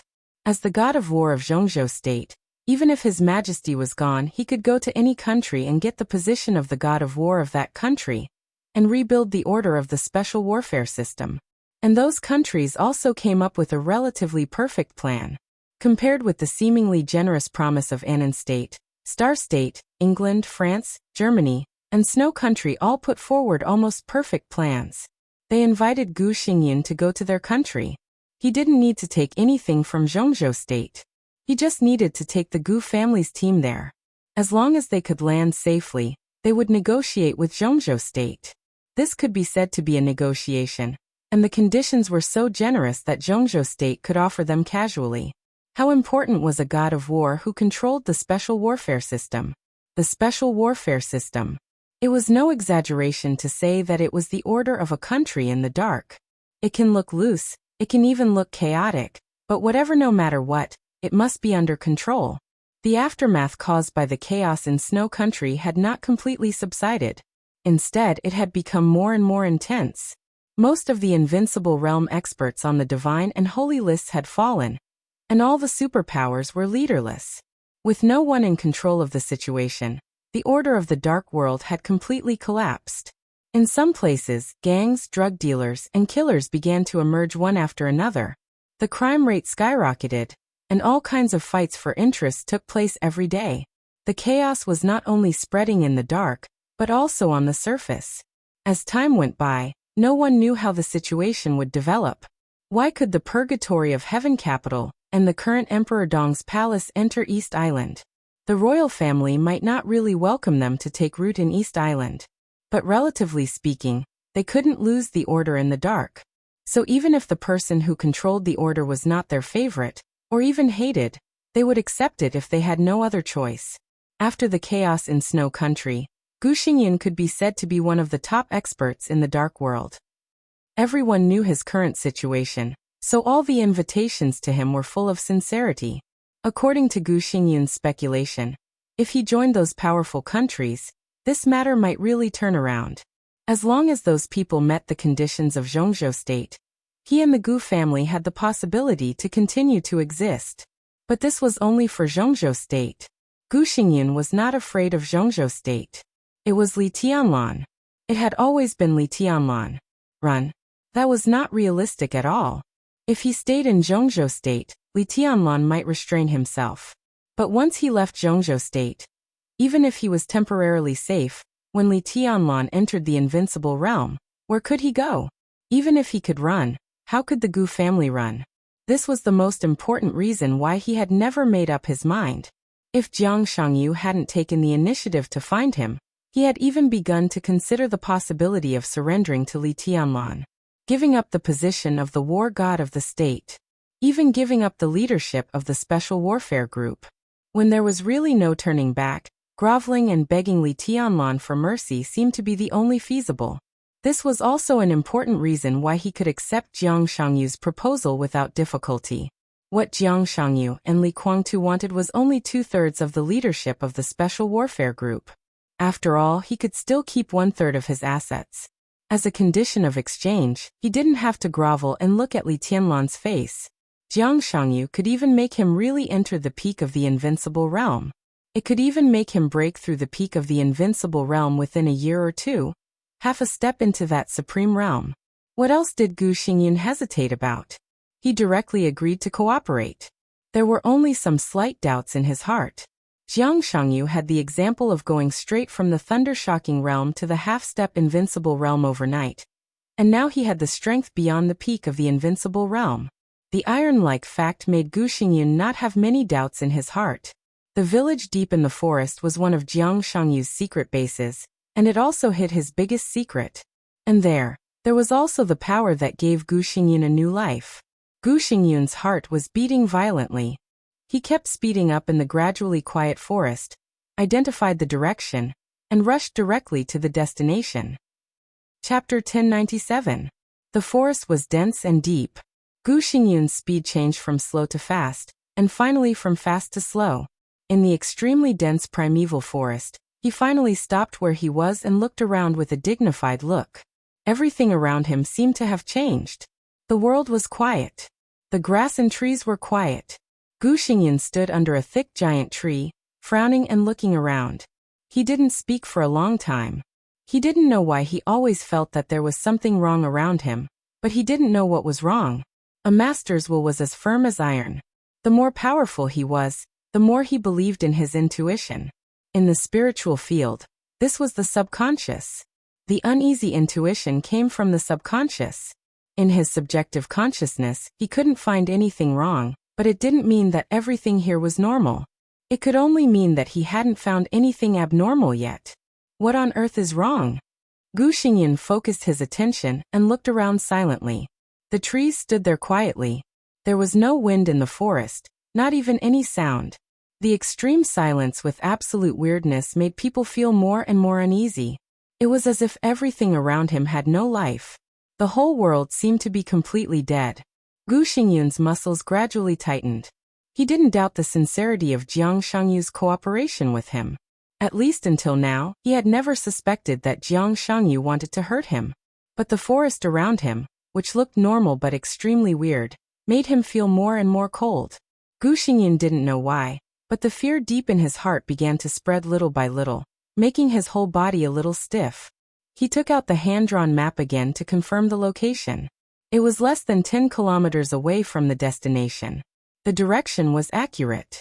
This also meant that he didn't go the wrong way. Then what did this inexplicable feeling in front of him mean? Gu Xingyan stood there and hesitated for about half an hour. Then he slowly moved forward, step by step, and continued to move toward the destination. The forest seemed to be changing at any time, but it also seemed to be unchanged. The increasingly quiet atmosphere made Gu Xingyan feel that his breathing and heartbeat were extremely harsh. The sky seemed to be getting darker and darker. A drop of cold sweat dripped down Gu Xingyan's forehead and fell to the ground. Gu Xingyan walked carefully and subconsciously held his breath. The moment he held his breath, the ear-piercing sound seemed to have disappeared by a large margin. The incessant beating of his heart that was becoming more and more rapid seemed to have instantly turned into a deafening roar of thunder. Gu Xingyan's body froze in place. An unparalleled fear completely engulfed his will in an instant. He finally understood what was wrong. Silence. As they entered the forest, the environment became quieter and quieter. Several kilometers away, in the depths of the primeval forest, Gu Xingyan did not see any birds or beasts, not even a bug. This place was like a real land of death.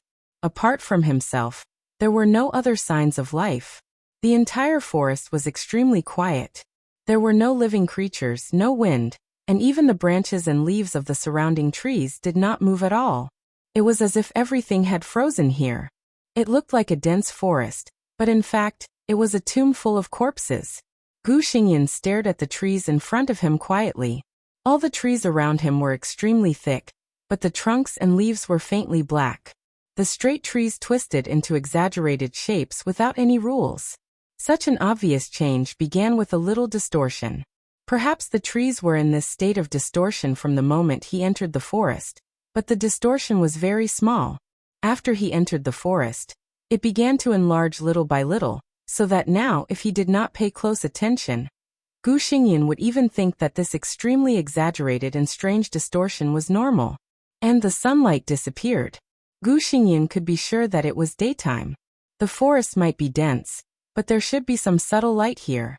But those lights had all disappeared at this time. It was dark all around.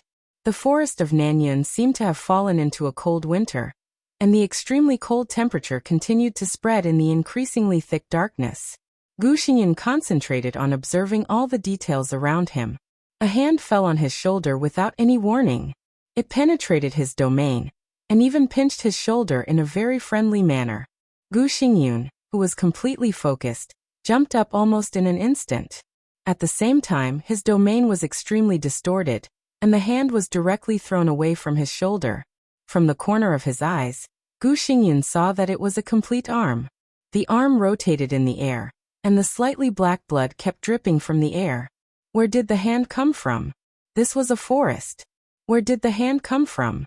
The problem was that there was no one here. Where did the hand come from? Gu Xingyan, who clearly felt that his shoulder was pinched, felt his heart beat wildly. Without any hesitation, he rushed directly to the place where the arm fell. The arm fell in a mass of vigorous grass. Gu Xingyun's figure followed closely. He stared at the grass carefully, as if he wanted to study the arm that did not look like a living person's. However, there was nothing in the bushes. There was no arm, no blood, only a dead branch that seemed to have been broken for a long time. Gu Xingyun looked at the grass in front of him, and was silent for a long time. Was it his vision? Or the arm had been taken away? Who was here? Gu Xingyun suddenly glanced around in a 360-degree manner. In his sight, in the dark forest, there were only extremely twisted trees that looked extremely painful and fallen. Those trees were quietly twisted, like pairs of eyes, with ferocious malice, staring at his every move. Gu Xingyun swallowed, and he began to step back. The feeling of uneasiness seemed to have broken through the limit of his heart. The destination for his breakthrough was not far away, but Gu Xingyun did not dare to go forward anyway. It was too strange here.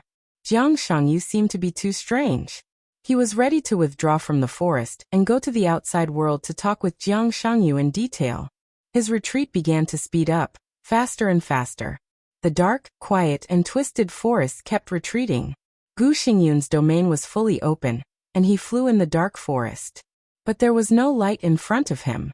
Everything seemed to be getting darker and darker. Gu Xingyun ran wildly for nearly half an hour before he stopped. He was sure that he could see the sun half an hour ago. But now he was retreating, returning to the original place. But in the past half an hour, there was no sun in front of him, and the surroundings became darker and colder. The extreme silence made all his sounds become manic. His breathing was like a hurricane, and his heartbeat was like thunder. In such a quiet environment, Gu Xingyun could even hear the sound of his blood flowing in his body. It was the sound of the raging tide beating on the cliff like a tsunami. His face was pale, and he took out the map with a slight tremble. The flame bloomed in his hand. In the subtle light, he looked at the map in his hand quietly. Perhaps it was a psychological effect, but no matter how he looked at it, he felt that this seemingly ancient hand-drawn map was also revealing a kind of strange feeling. The flame flickered in the darkness. He carefully identified everything around him, and the more he looked, the colder his heart became. He retreated for nearly half an hour. But judging from the extremely complicated marks on the map, instead of being far away from the forest, he was moving deeper.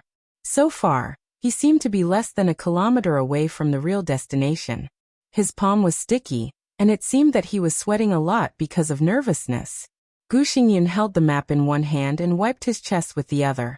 A touch of incomparably mournful red appeared on the clothes on his chest, forming an extremely gloomy bloody handprint. Blood? His other hand that was holding the map was also becoming sticky. Gu Xingyun's heart almost stopped beating. Slowly, in the darkness, he lowered his head little by little and looked at the map in his hand. It was getting darker and darker. It was getting quieter and quieter. In the extremely low visibility, he could only vaguely see that he seemed to be carrying something in his hand. It was like a map, but it seemed to be much bigger than a map. The strong smell of blood spread in the darkness. He could clearly feel that the thick liquid was constantly flowing from the palm of his hand holding the map. Gu Xingyun's arm trembled slightly. Shaking, he flicked out another flame. The flame illuminated the darkness. At that moment, Gu Xingyun saw the map in his hand. His heart suddenly stopped for a moment, and then he threw out the map in his hand like crazy. In his hand, the map, which had become much larger, was a complete human skin.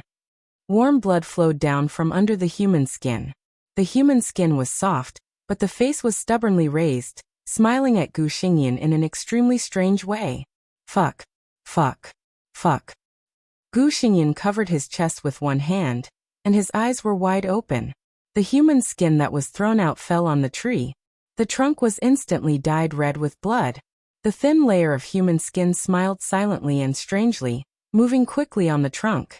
In just a second, Gu Xingyun felt dizzy, and the human skin had appeared upside down in front of him.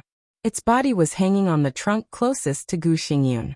Its head and feet were up, and the ferocious face full of blood was smiling at Gu Xingyun, while its empty eyes were staring at Gu Xingyun's eyes. His emotions seemed to have completely collapsed at this moment.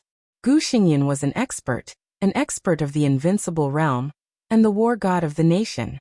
He had seen many opponents. But he had never seen this one. His emotions completely collapsed, and he suddenly broke out with all his strength. The domain spread in all directions. Regardless of anything else, he chose a direction at random and rushed over. The violent domain swept through the woods. The forest was quiet and deathly still. The darkness retreated frantically. Gu Xingyun moved forward at full speed. 1 minute? Half a minute? Or maybe it was just a few seconds.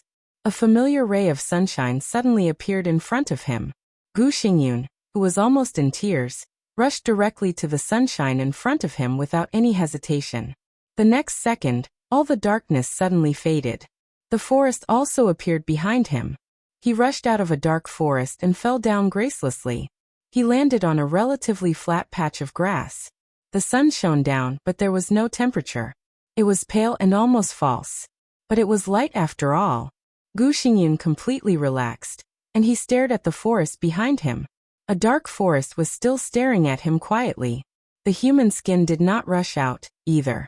Gu Xingyun breathed a sigh of relief. He took out a cigarette with trembling hands and lit it. He took a big puff and calmed his inner fear. He didn't even have time to think about what was going on. The light around him made him feel safe instinctively. He just wanted to get out of here now. He didn't even realize how abnormal the cold wind was around him in the warm winter of Nanyuan. The cigarette was soon finished. Gu Xingyun stood up and calmed himself down. He had a fear of this forest from the bottom of his heart, so he kept his back to the back, stared at the direction of the forest, and slowly retreated.